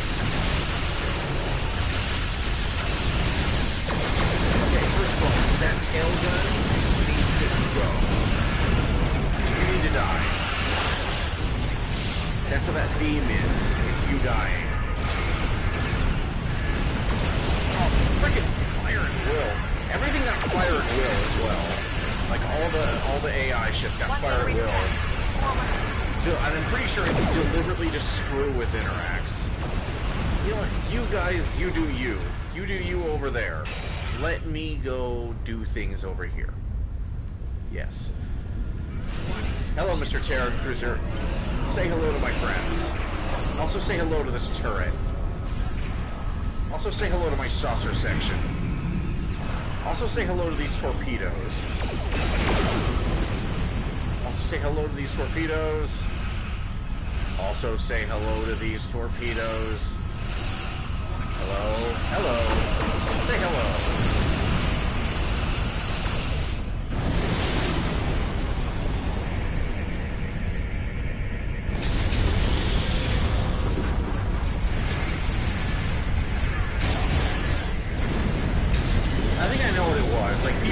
Showing up, and the more people show up, the more enemies spawn.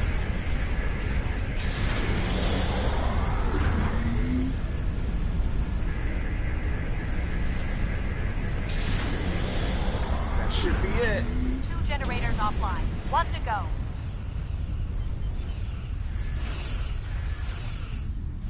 Let's go over here. Take the long way around.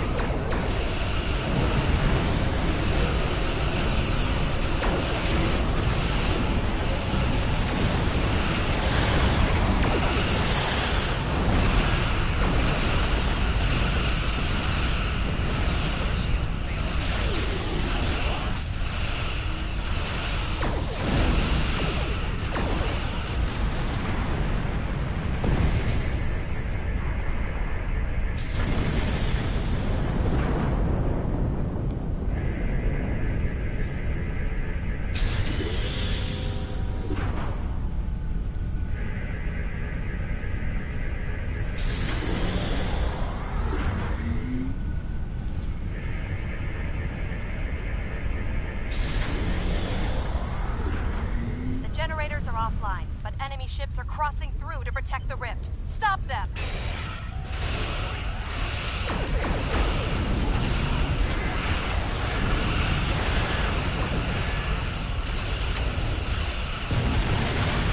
You want me? I was already dead. I got excited, I saw Terran Galaxy.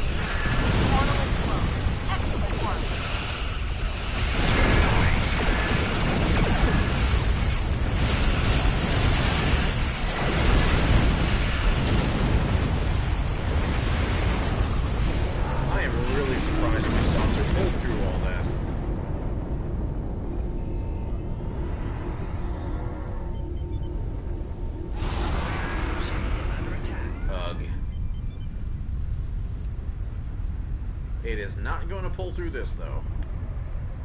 Oh, we got 2 of these. Oh, we got another one of these to do.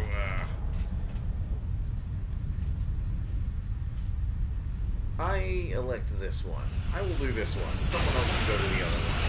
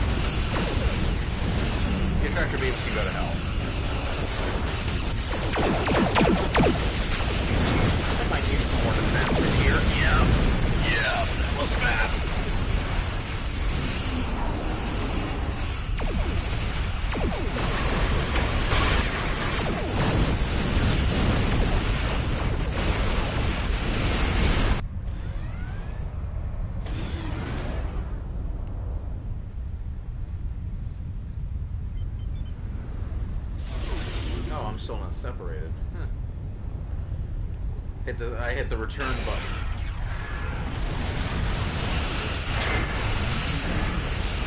This is just a colossal mess.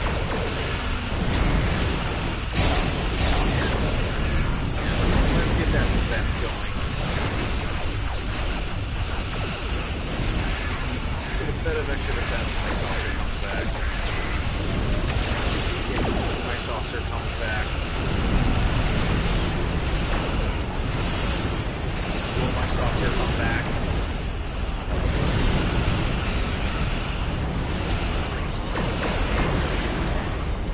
Be nice if my saucer would come back.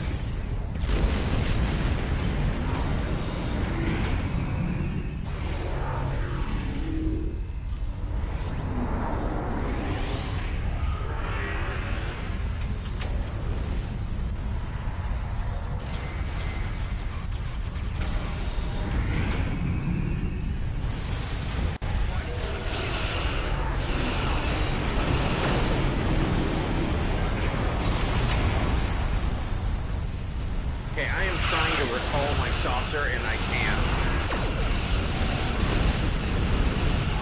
I've chosen poorly. Oh my god, with this shit. No.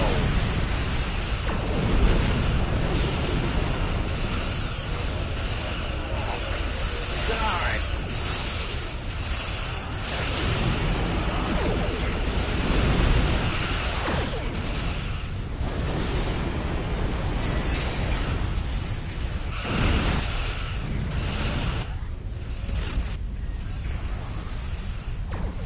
This is a mess.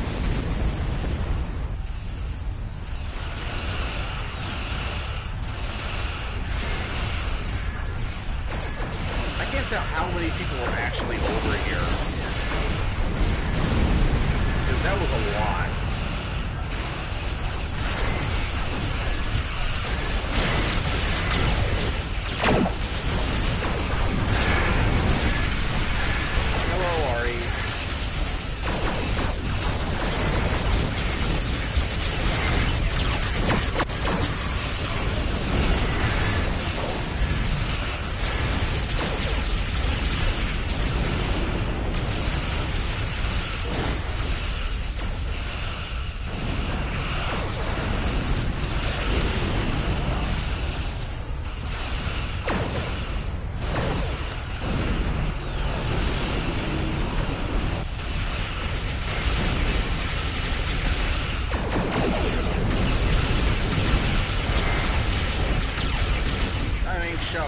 lot of people right now.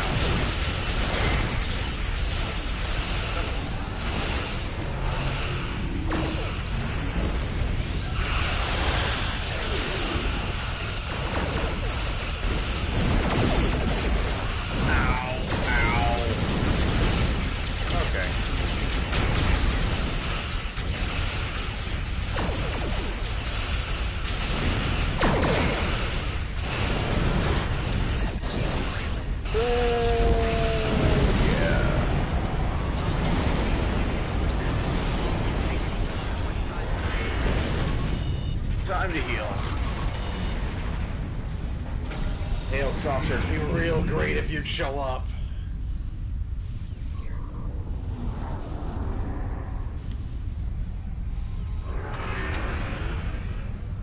Hey Saucer, it'd be really great if you could show up. What is going on here? Okay, how many people are here? Okay, one. Second one. This looks like more than 3 people worth of NPCs. This is a mess.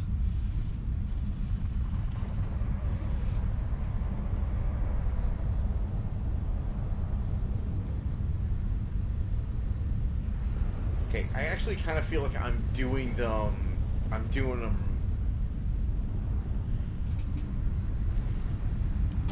Especially now that I can't get my saucer back.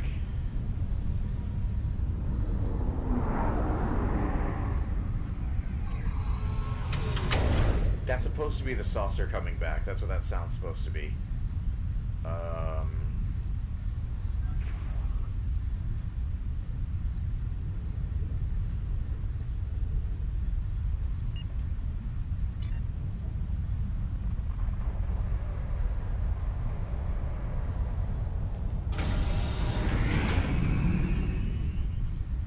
So it makes it the uncoupling sound, then it makes the return sound.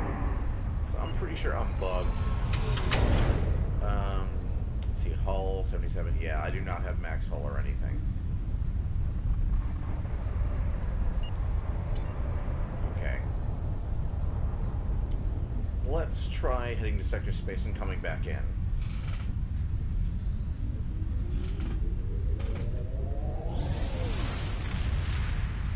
This is a battle zone, Zeo. This is a, not PvP, but it's sort of cooperative PvE. It's basically territory control. Okay, there it is. Re-enter. Saucer stopped for coffee on its way back.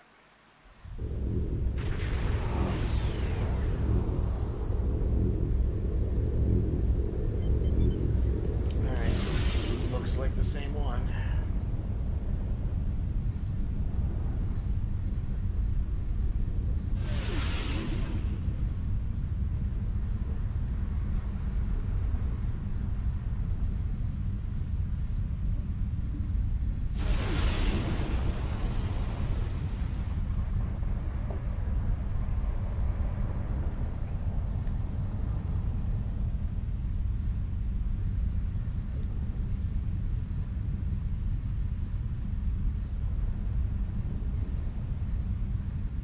There's something I would like to say, though, now that I have you on stream live. Uh-oh.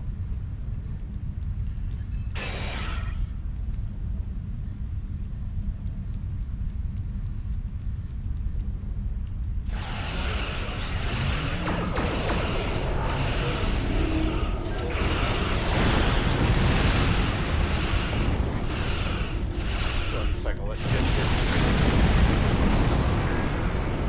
Stick with the combined ship.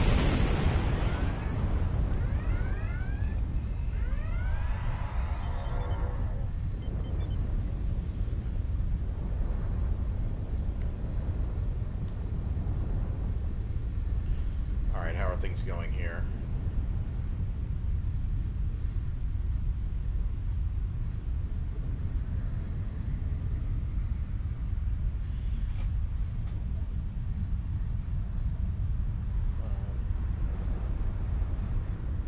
Been watching your YouTube channel for a while during the Resident Evil 3, Code Veronica, and my favorite Parasite Eve playthrough, but something more.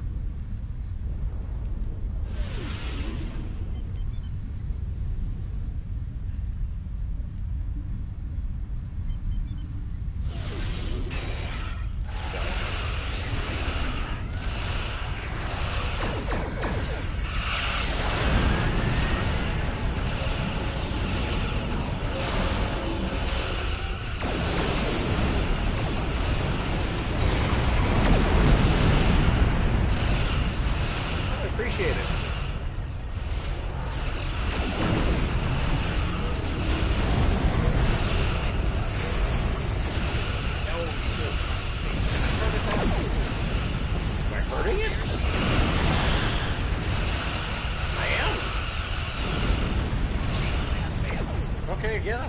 Kill the hell out of that plasma station.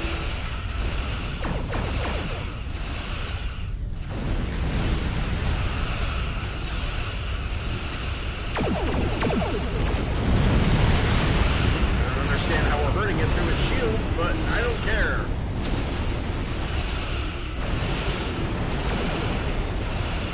Yeah, I'm glad to hear that.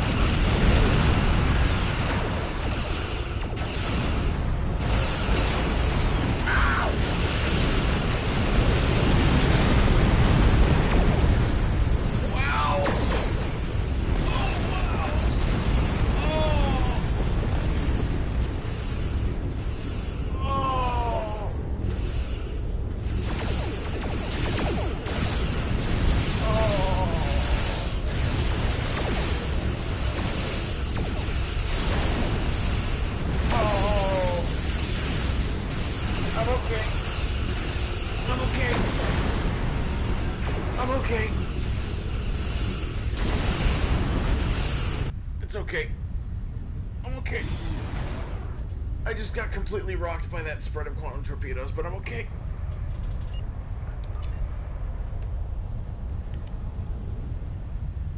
No, I'm at full stats. I just got completely rocked by that torpedo spread. Wow. Holy shit.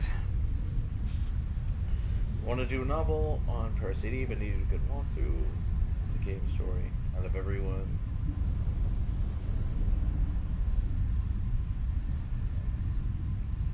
I'm trying to do my research, see anything about it screwed up. If you're looking for a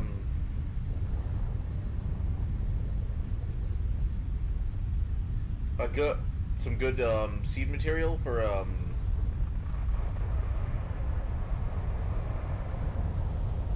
There actually is a Parasite Eve novel. That's what the game is based off of. And if you're looking for some good seed material for the story, that novel is... If you're looking for all the things that Parasite Eve talks about that they didn't get quite right, the book is made by Hideaki Sena, and written by Hideaki Sena, and Hideaki Sena is a microbiologist. And that book is treatise on microbiology. If you are into microbiology, that book is action-packed with very lengthy discussions on that subject.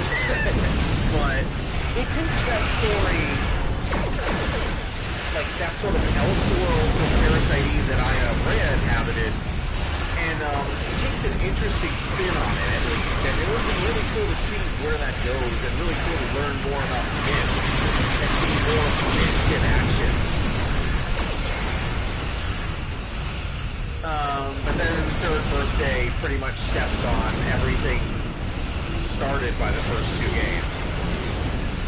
like everything in sequence. It's really, it was actually really hard to see Third Birthday, because that game is not good at all. At all.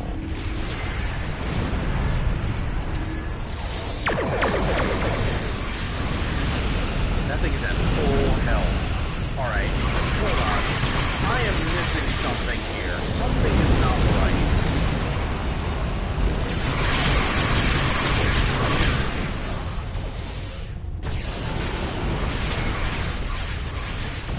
Something about this isn't adding up.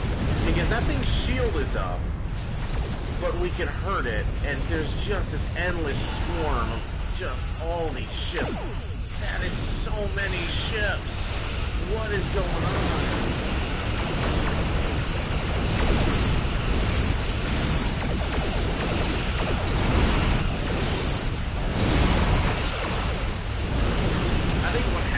Is there was a swarm of players here for the Endeavor, and they pissed these guys off, and then they just left.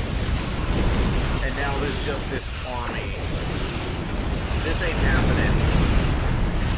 Yeah, bug out right now. Go, go, go, go, go, go, go.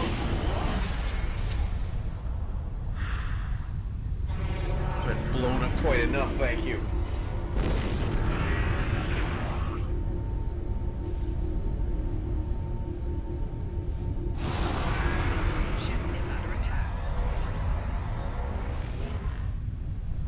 Yeah, but in Star Wars, mitochondria was the point. In, no, not Star Wars. Oh, what am I saying? It's like 2 in the morning over here. But in, Parasite Eve, the mitochondria was the point. In Star Wars, the midichlorians were a hand wave on the space magic, essentially. Ship is under attack.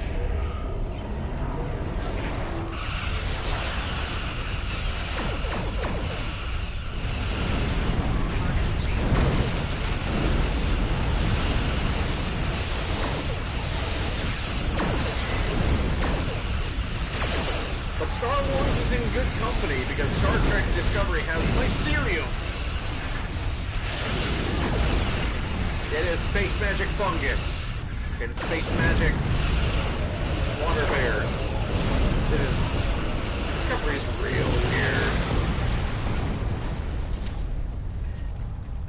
Who should we?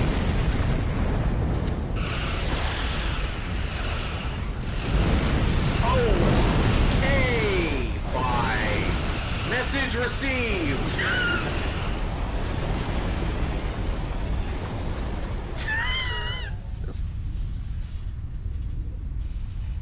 Left shield failing.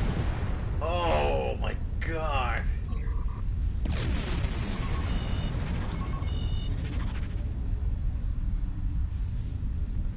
Did Cryptic change Stow's patch handling because that went surprisingly fast?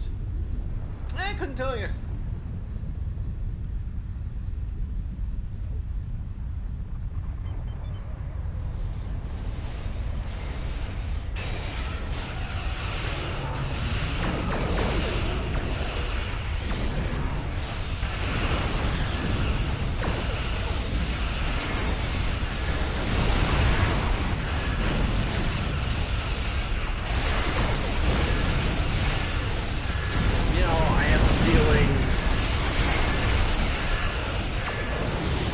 I'm gonna give this. We're gonna stick around for a few more minutes to see how this goes. To see if we can pull this out of a hat, but I don't think so because these are very angry swarms of Terrans.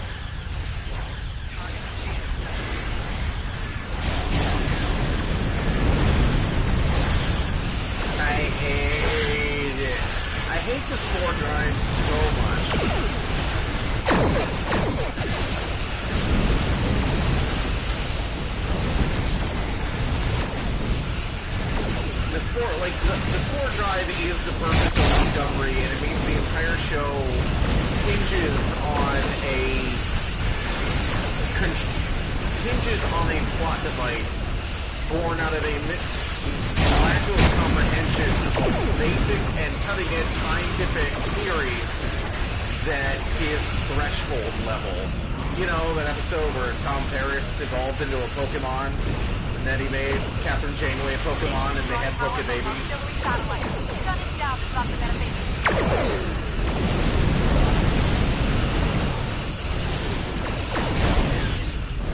They look, the Miracle Worker ships look like the Jupiters. They look like the Jupiter.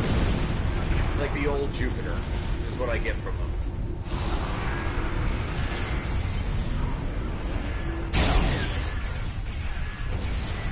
Okay, gotta go over here. We almost had it.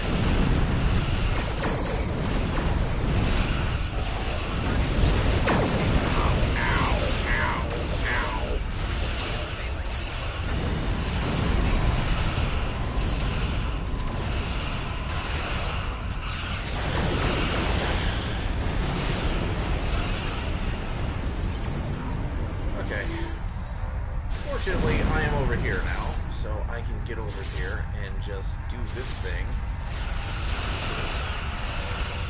I just want to mess with this tchotchke. Let me mess with this tchotchke, please. No game.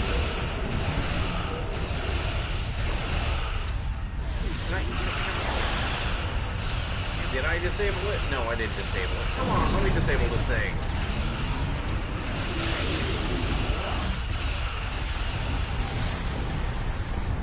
See, he's disabled. No, he's not disabling it. Let me disable it! Come on, let me interact with it. Do I gotta park on top of this thing in the fire to do this? Oh, he's doing it. He's got it. He's got it. The station's metaphasic shields have dropped. Focus fire on the plasma control station.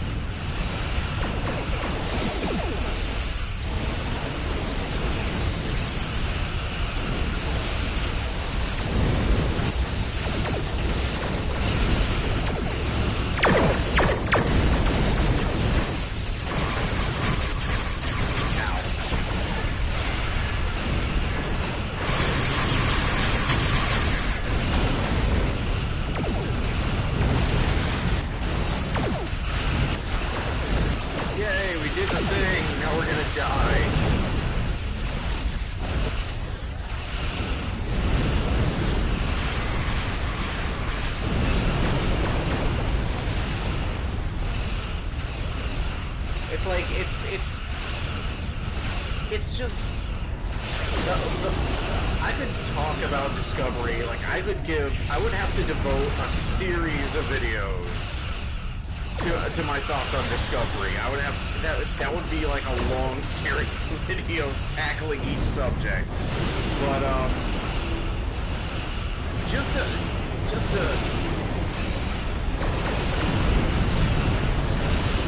normally I would answer this challenge and separate my own ship, but I've already glitched out once, thank you. To put it mildly, I'm not wowed by Discovery at all, so.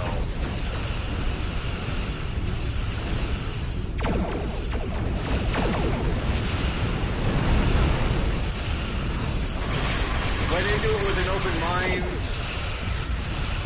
but it raises too many questions.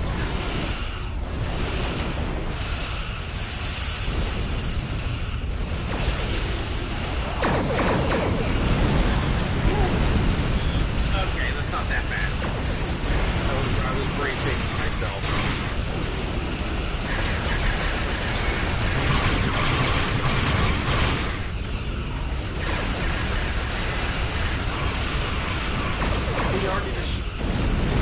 We destroyed the plasma control station.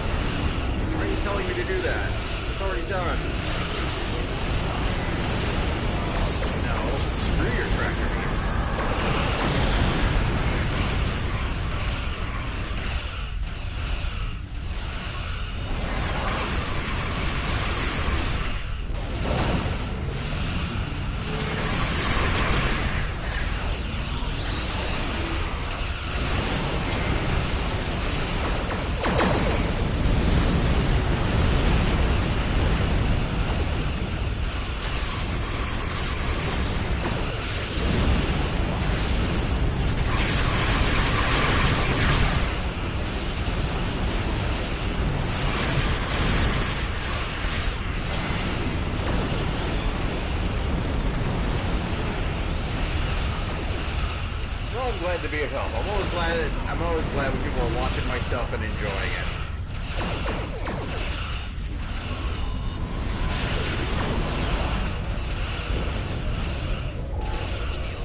Especially if it's like the stuff of those classic games like Resident Evil 3. Oh no. Yep. Time to go. Time to go. Time to go. Time to go.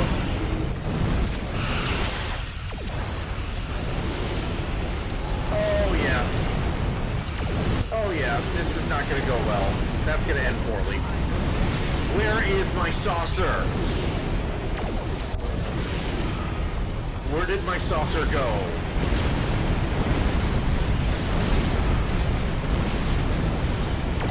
What is happening right now?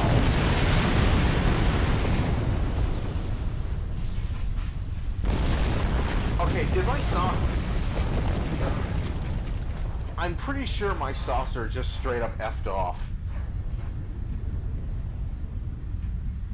Did I bug here again? Oh no. Did this happen again? Come back. Come here. Come here.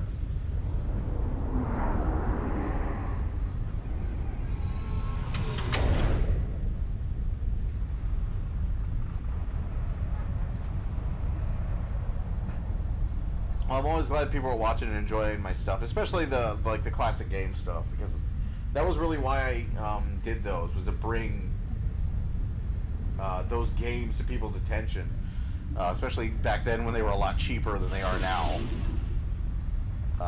But nowadays you got stuff like the PlayStation Store, like PlayStation Classics and stuff. It's a lot easier to enjoy that stuff.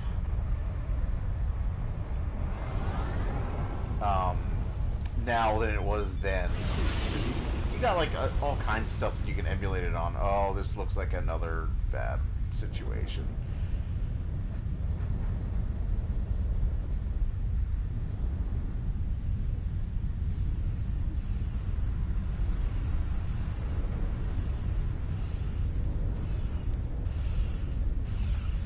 Yeah, it's kind of criminal. It depends on the region. I think that PAL has Parasite Eve in the PlayStation Store. Oh, this looks... Yeah. Instead of phasing shields have dropped. Focus fire on the plasma control station. Yep, okay. I can do that.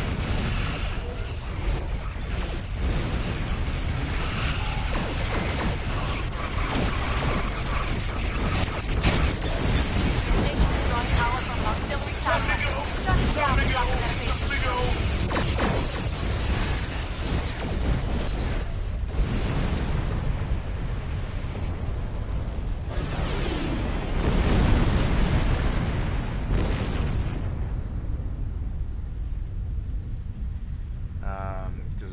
Some disk is dying. Yeah.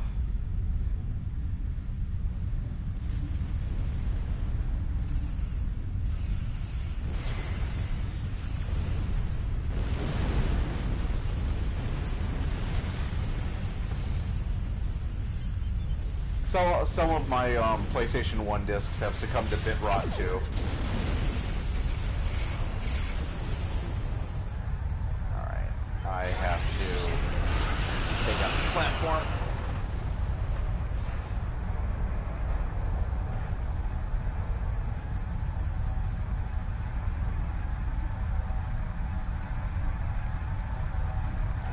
Warning.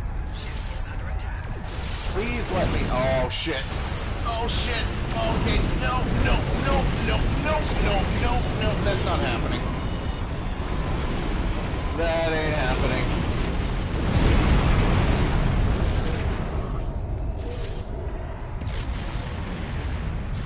God, I had a lot of them shooting at me. Okay, first of all, let's get rid of you.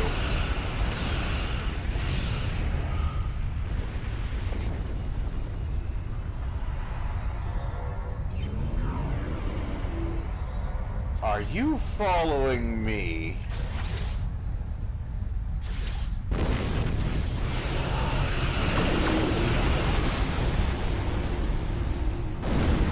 I hope those foreign dignitaries have been enjoying the ship exploding around them.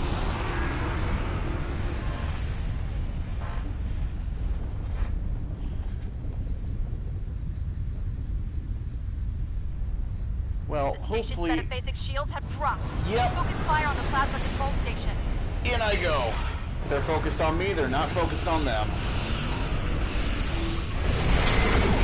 Just get me over there. Get me over there. Okay, now run like hell. Our universe. Head to their locations to stop them. Our universe shut down the portal generators to force them to switch to emergency power.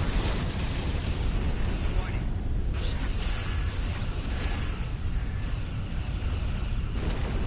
Oh no, they're all still here. Aren't you still supposed to have effed off by now?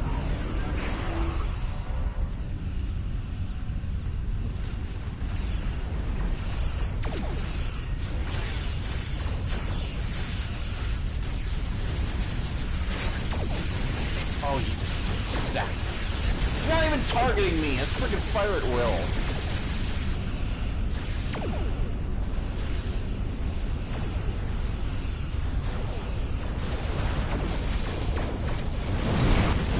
Oh, shit. Shit.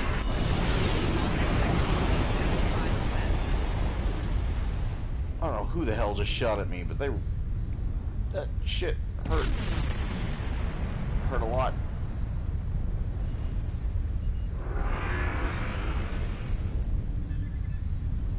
Okay. Let's try this again. I just want to disable your shields.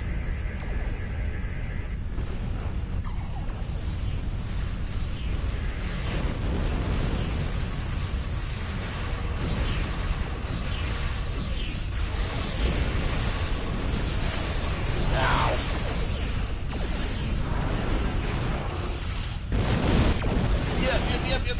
Yep. Destroy the plasma control station. Deactivate the auxiliary satellite.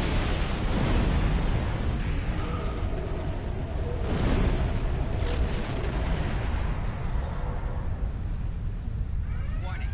Ship is under attack. Friggin' fighters and shit.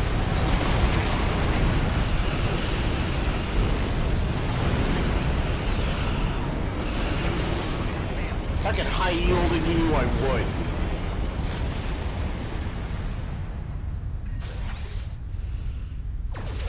Oh. Oh no. Come on, hold together. There we go. Station's metaphasic shields have dropped. Focus fire on the plasma control station. No. There, that thing. Shoot it.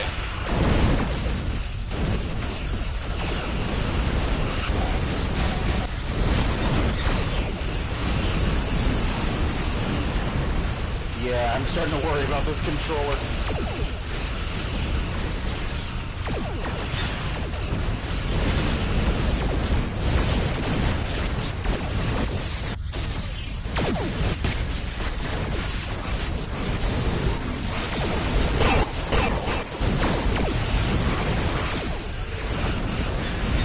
Rally me. Okay. There's way too much going on screen.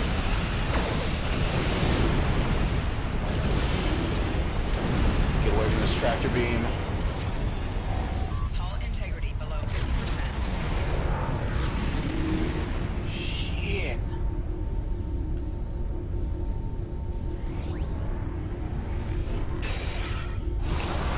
Ship is under attack. Target shields have failed. There's just way too much shit. Oh yeah, this is real. Rally.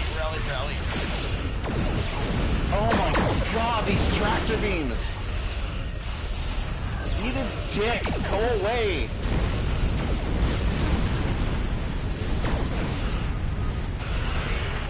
Just hit it on my way past it. Drawing power from an auxiliary satellite. Shut it down to drop the metaphasic shields.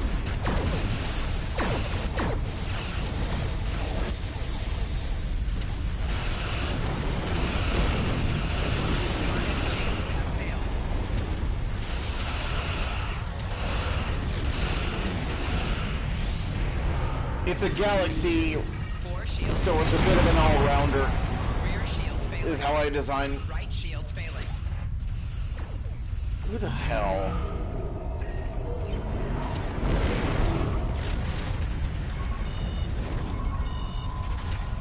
But it doesn't really matter when I'm getting like insta-killed by torpedo spreads. This thing has about as much hull HP as a universe Focus does. fire on the plasma control station. Like, this is a tanky ship, and it's getting wrecked.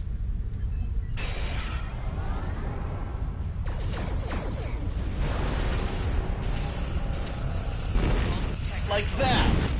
It's getting wrecked like that. I can't even get close. Because there's way too much shit there.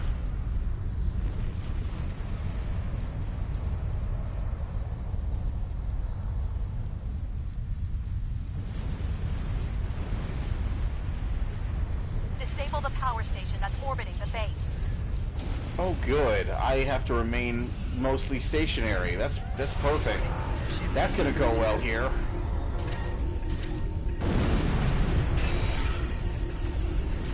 Rear shields failing.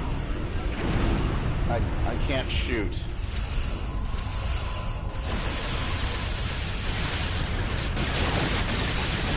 Great.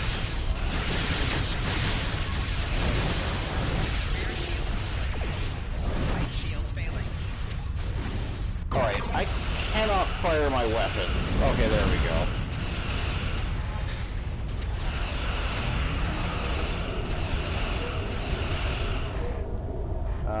Is 25 tort banks of Kurosawa guns.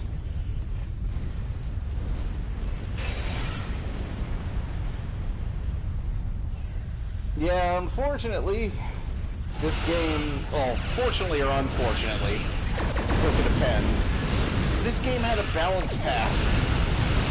So, like, earlier this summer, so even if I did, it wouldn't work.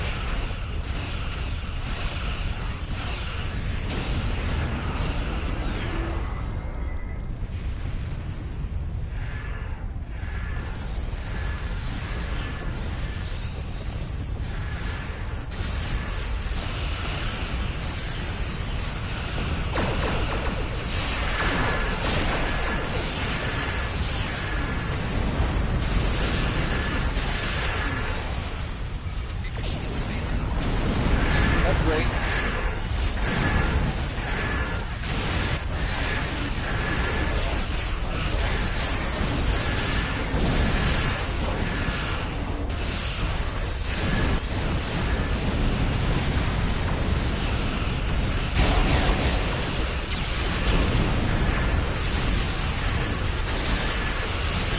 Disable the power station that's orbiting the base.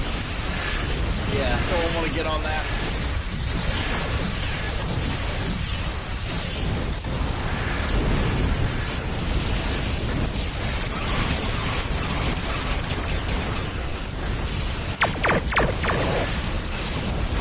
Heal and ignore.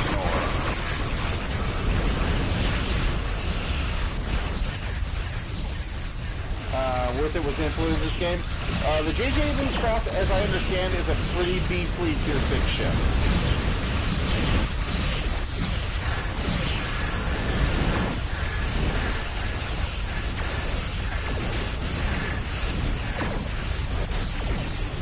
And as theorized, it was also galaxy size. It's about as big as a galaxy class.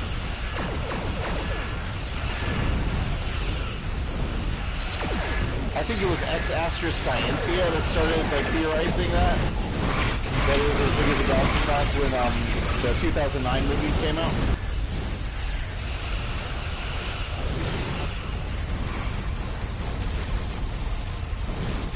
Yeah, I've heard from people that that ship is ridiculous. It's really good.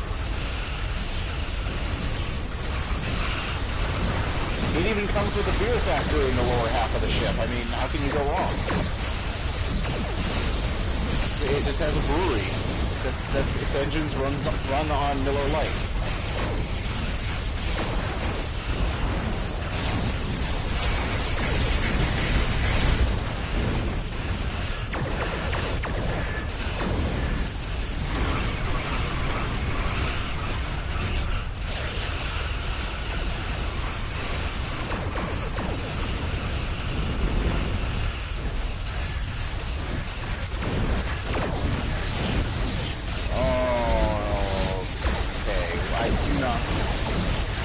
seconds?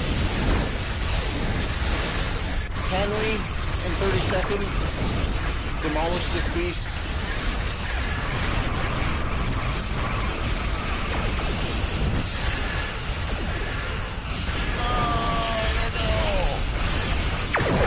It's not gonna happen.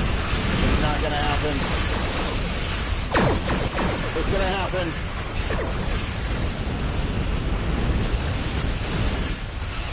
Well, we got one of them.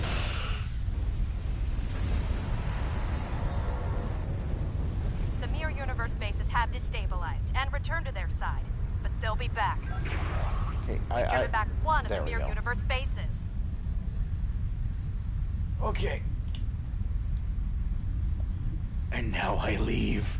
The Mirror Universe invaders will take a little time to regroup before they come back.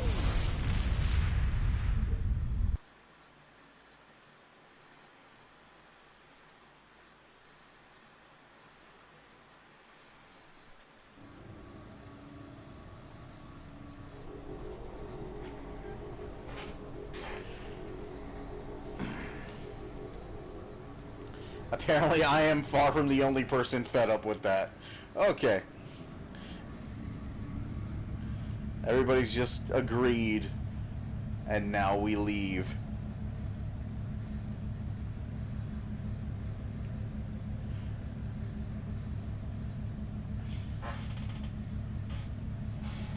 Alright, see you, Flair. Have a good one.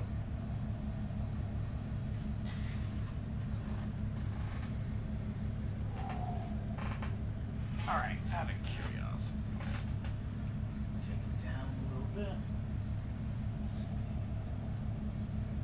2:38. Ah, I got half an hour left in me.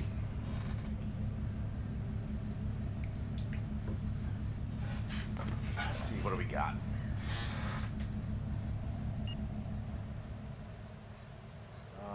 Let's see what cues.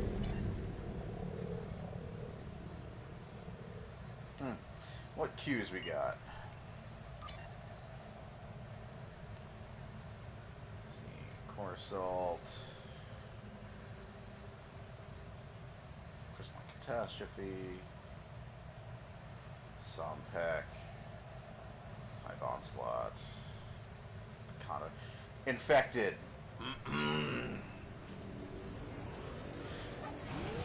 I actually had a very lengthy. Let's go on the bridge. Let's get away from all these annoying sounds in sector space.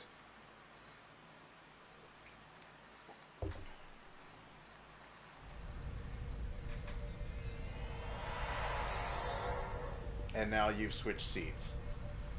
I have no idea what dictates who sits where.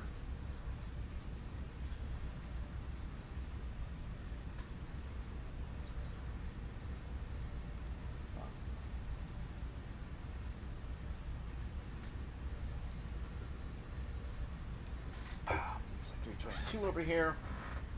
I should be trying to crash. Anyways, I want to get that off my chest and just say your Let's Plays are still wonderful and kept in my favorites for reference and laughing my head off. Well, thank you so much, Snake. Thank you. That means a lot. Because I've been at this for a while, and I'm really and it means a lot that people are still watching my older stuff.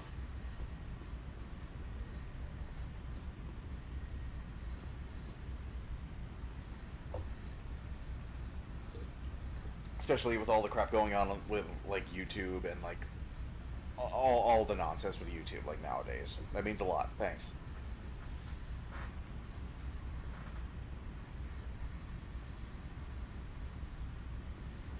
Yeah, regardless of the YouTube PG era, exactly.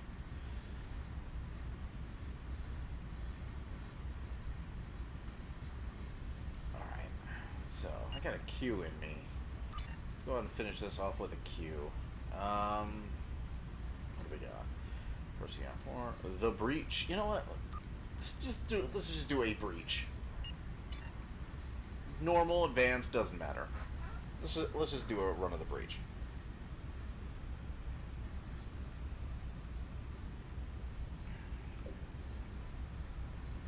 The delay, anyways. Bad. All right, heading off. All right. Good night. I'm going to stand up in my chair. I'm going to beam away. The camera's going to turn, and I'm going to shoot some VOF. Go on safari and shoot some dinosaurs. The VOF Fortress ship. So we got a purple Vengeance. Okay. We got a purple assault cruiser, looks like. Okay. We've got 2 patrol escorts. So I got a tier 6 in me, and I think we got 3 tier 5s.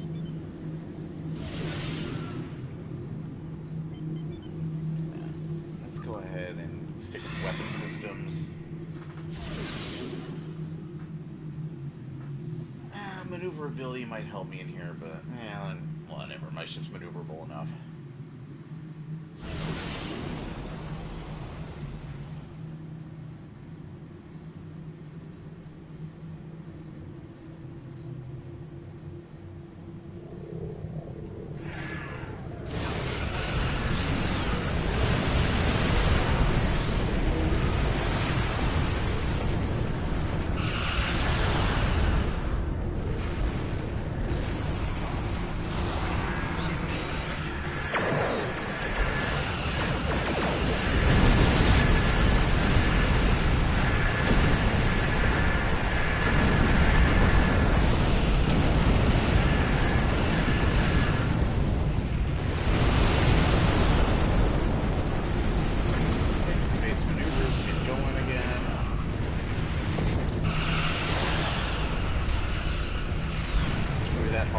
Especially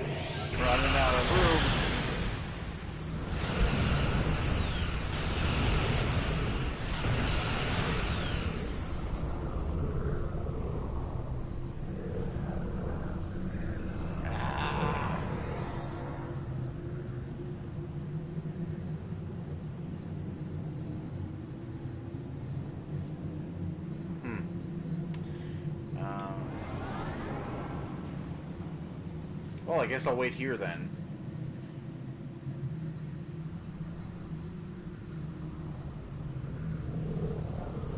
There we go.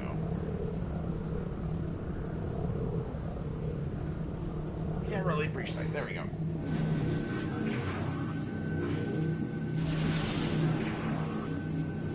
We've detected. No one cares.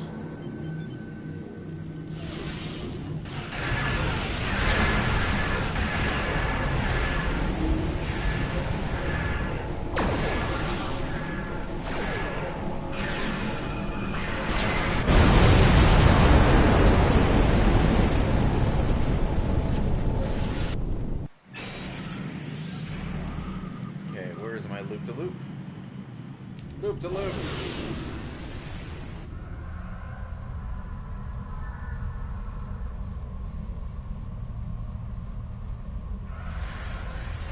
Close that.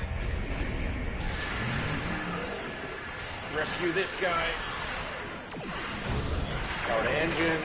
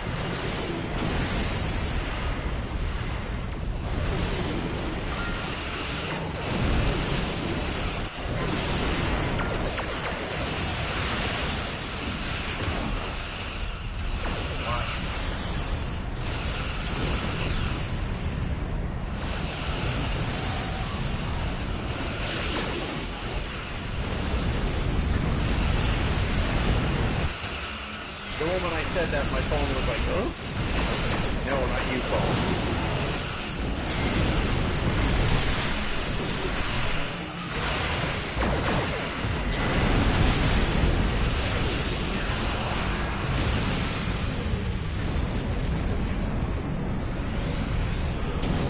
Yes, yes, feed me shields. More shields.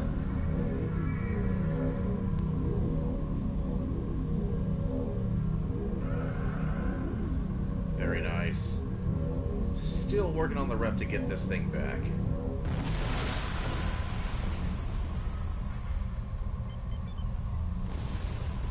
Well, not back. I already have it on PC, but to re-get it for the console.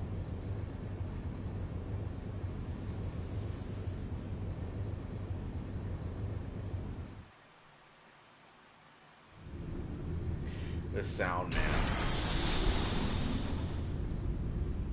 Done that a couple times, just gone to complete silence.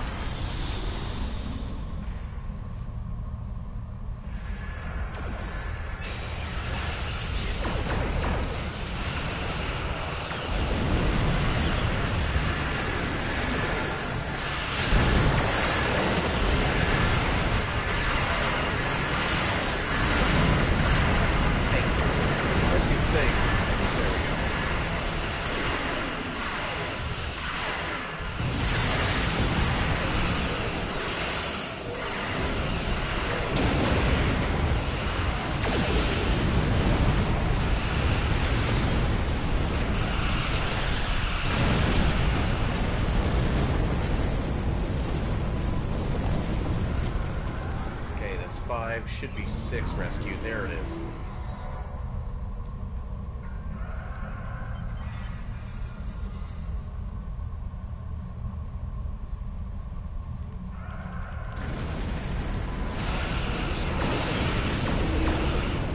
I yielded to you just because. I hate those things.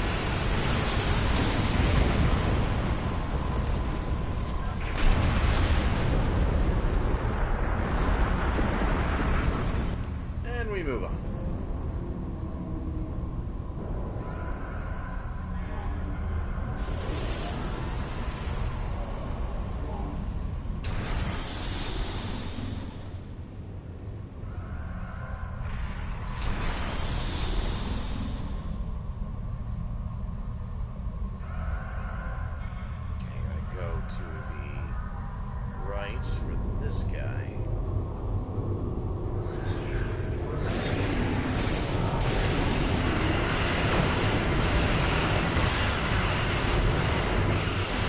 Oh, it's the Rhode Island. Oh, hi, Harry.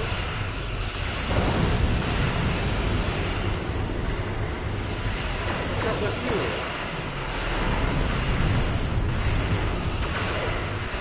You know, besides being captured by Bob.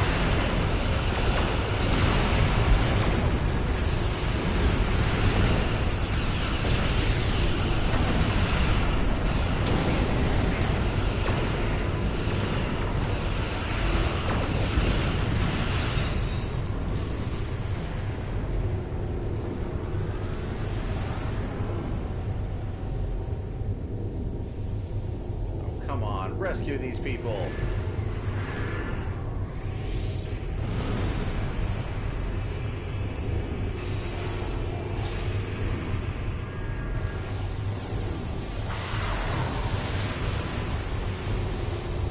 Okay, that's everyone rescued. I kind of always make sure to rescue everyone who's like stranded in the ship because the other players don't always do that. Sometimes they just let them die. I can't do that.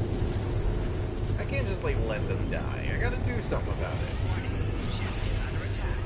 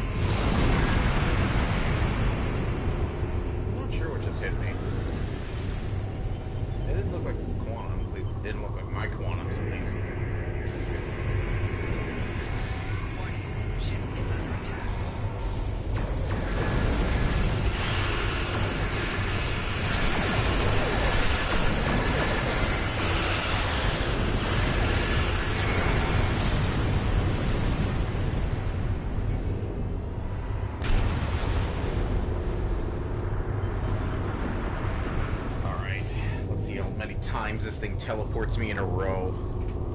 I really don't like this thing. It's not even dangerous to me. Like, not anymore, at least. It's just annoying. I can just hang out and shoot at it. And it'll occasionally teleport me.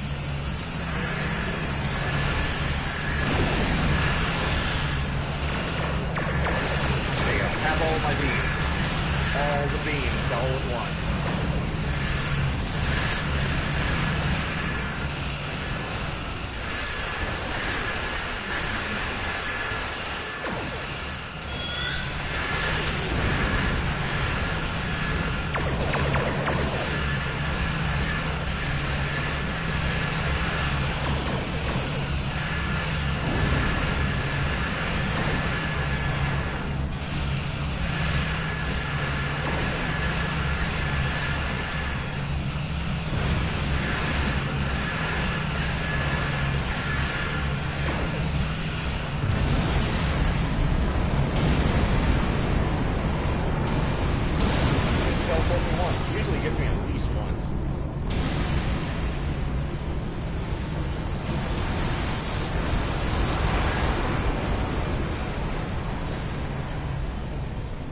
I really gotta take that trait off. That trait's just more irritating than it is useful, honestly.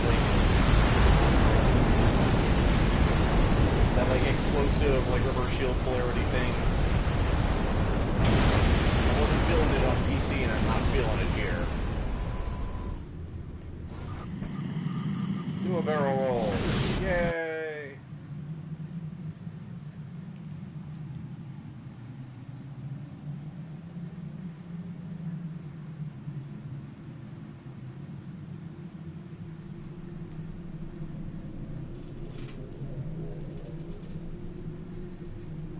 Excellent work. Your efforts have deprived the Voth of a valuable asset. Sure. Yeah, let's go ahead and get some test marks of mega marks. 64 mega marks. This is actually a great source of marks for everything.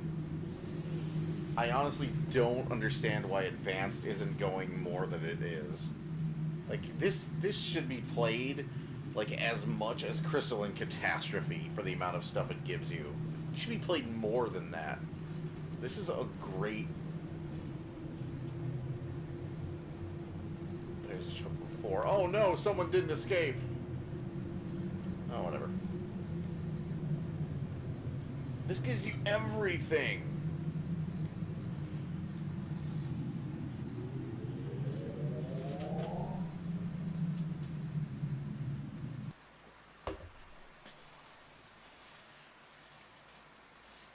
It gives you everything.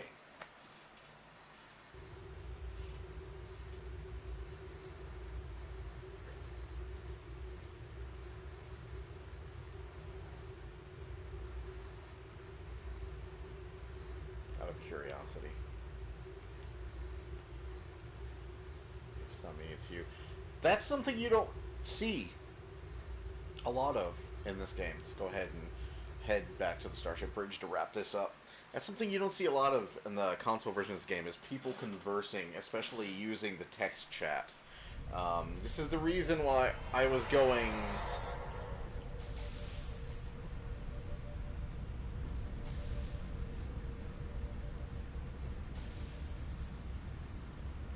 Let's have a seat here. This is the reason why I was going infected space, like infected. It infected the conduit. Ice. Never do it. Let's go to the conference lounge. Yeah, let's end this from the conference lounge. Yeah. Again, according to Johnson's, there's like another lounge right here. I think that lounge is accessible. Is either visible or accessible in Stage 9 as well. Possibly. I do know that, like, right here, at the head of the table, right here, is where the captain sits. Of course. I'm having a bit of difficulty doing it. There we go. It's very dark lighting here. Very moody. But yeah, infected space. Like, the problem is that without... A lot of people have their voice chat off. They play this game with their voice chat off. And a lot of people... And because of how awkward it is to type using a control pad, a lot of people don't have a USB keyboard for their PS4. So what happens is the general lack of communication going on, and the fact that, like, most people don't have their voice chat on, means that usually there is no coordination whatsoever with what is going on, unless you are directly chatting with this person, unless you have, like, invited them to a voice chat, or it is somebody you know. Or if you are just lucky enough to have somebody trying to herd these cats doing infected, they will talk to you.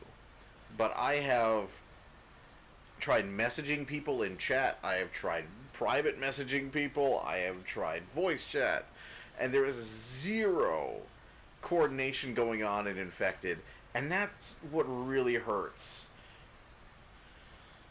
A lot of people I'm expecting in this game, when it comes to PvP queues, like, all these queues are dead. They're super dead. And I know they're dead on PC as well, but they're even worse here, because there's so little coordination, and as a result, there's so little tribal knowledge being passed by the people who've played on PC. So a lot of people on the console, unless they've played on PC, don't know how to do things like infected space,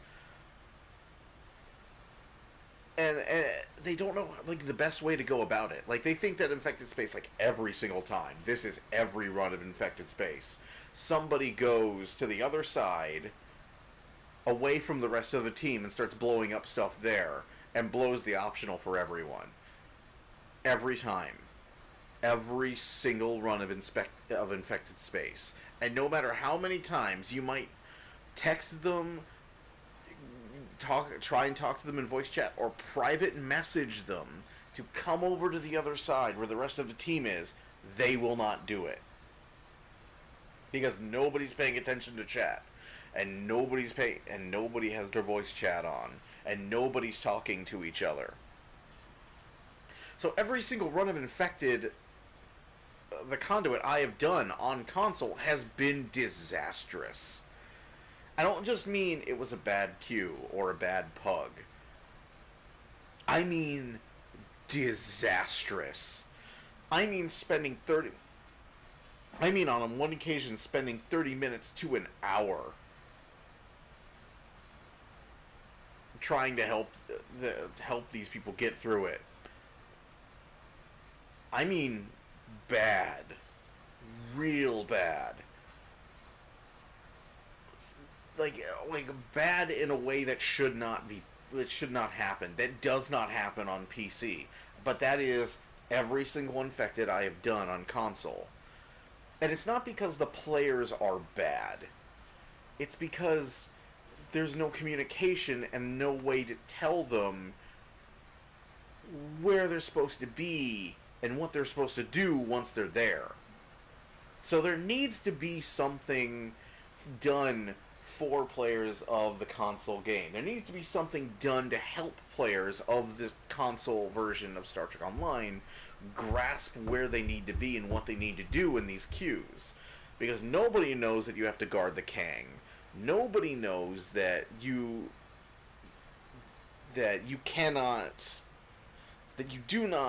stick together in Infected and you deal with it one transformer at a time. You do not have to deal with both transformers at once. Like, nobody knows what few Kittimers I've been on that you need to guard the gate.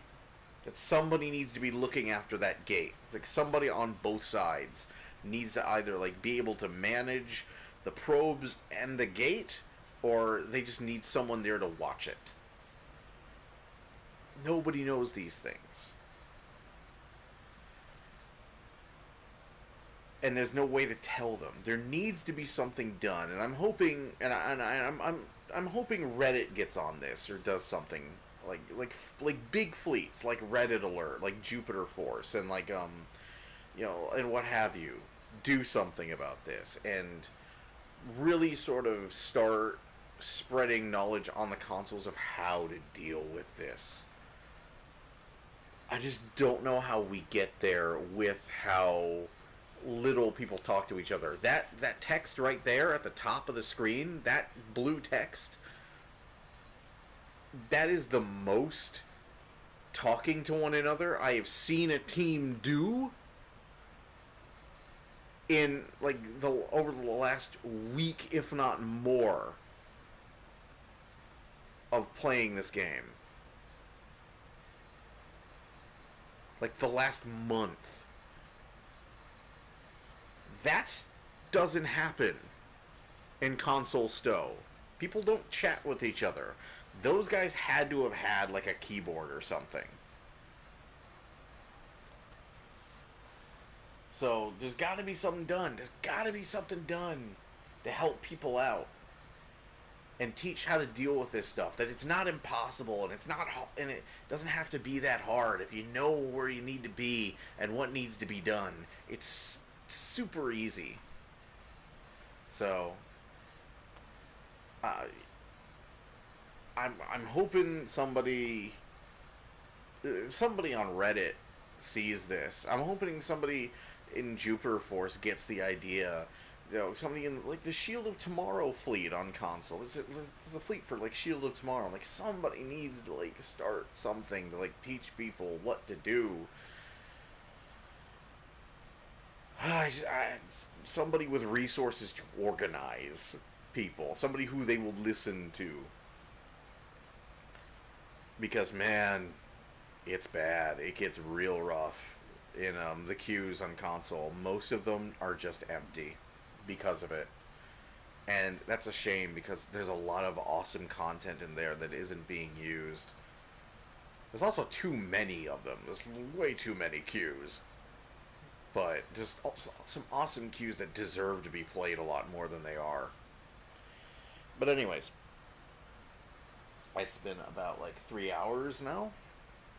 It is 3 in the morning, and that is about the right time for me to get going. Pretty much past the right time for me to be getting going. I'm tired. So thank you for watching. Thank you for coming along with me and taking a tour of the galaxy interior and blowing up some Terran ships and being blown up by some Terran ships. And yeah. It took a lot of work to get this ship up and running, but I'm pretty sure it's ready for prime time now. She's ready for the big stuff now. So hope to see you guys next Friday. And if you are watching this on the VOD on YouTube or Twitch, and you enjoyed watching, please consider visiting the link in the description to donate to hurricane relief for Puerto Rico. Thanks a lot for watching. See you guys later.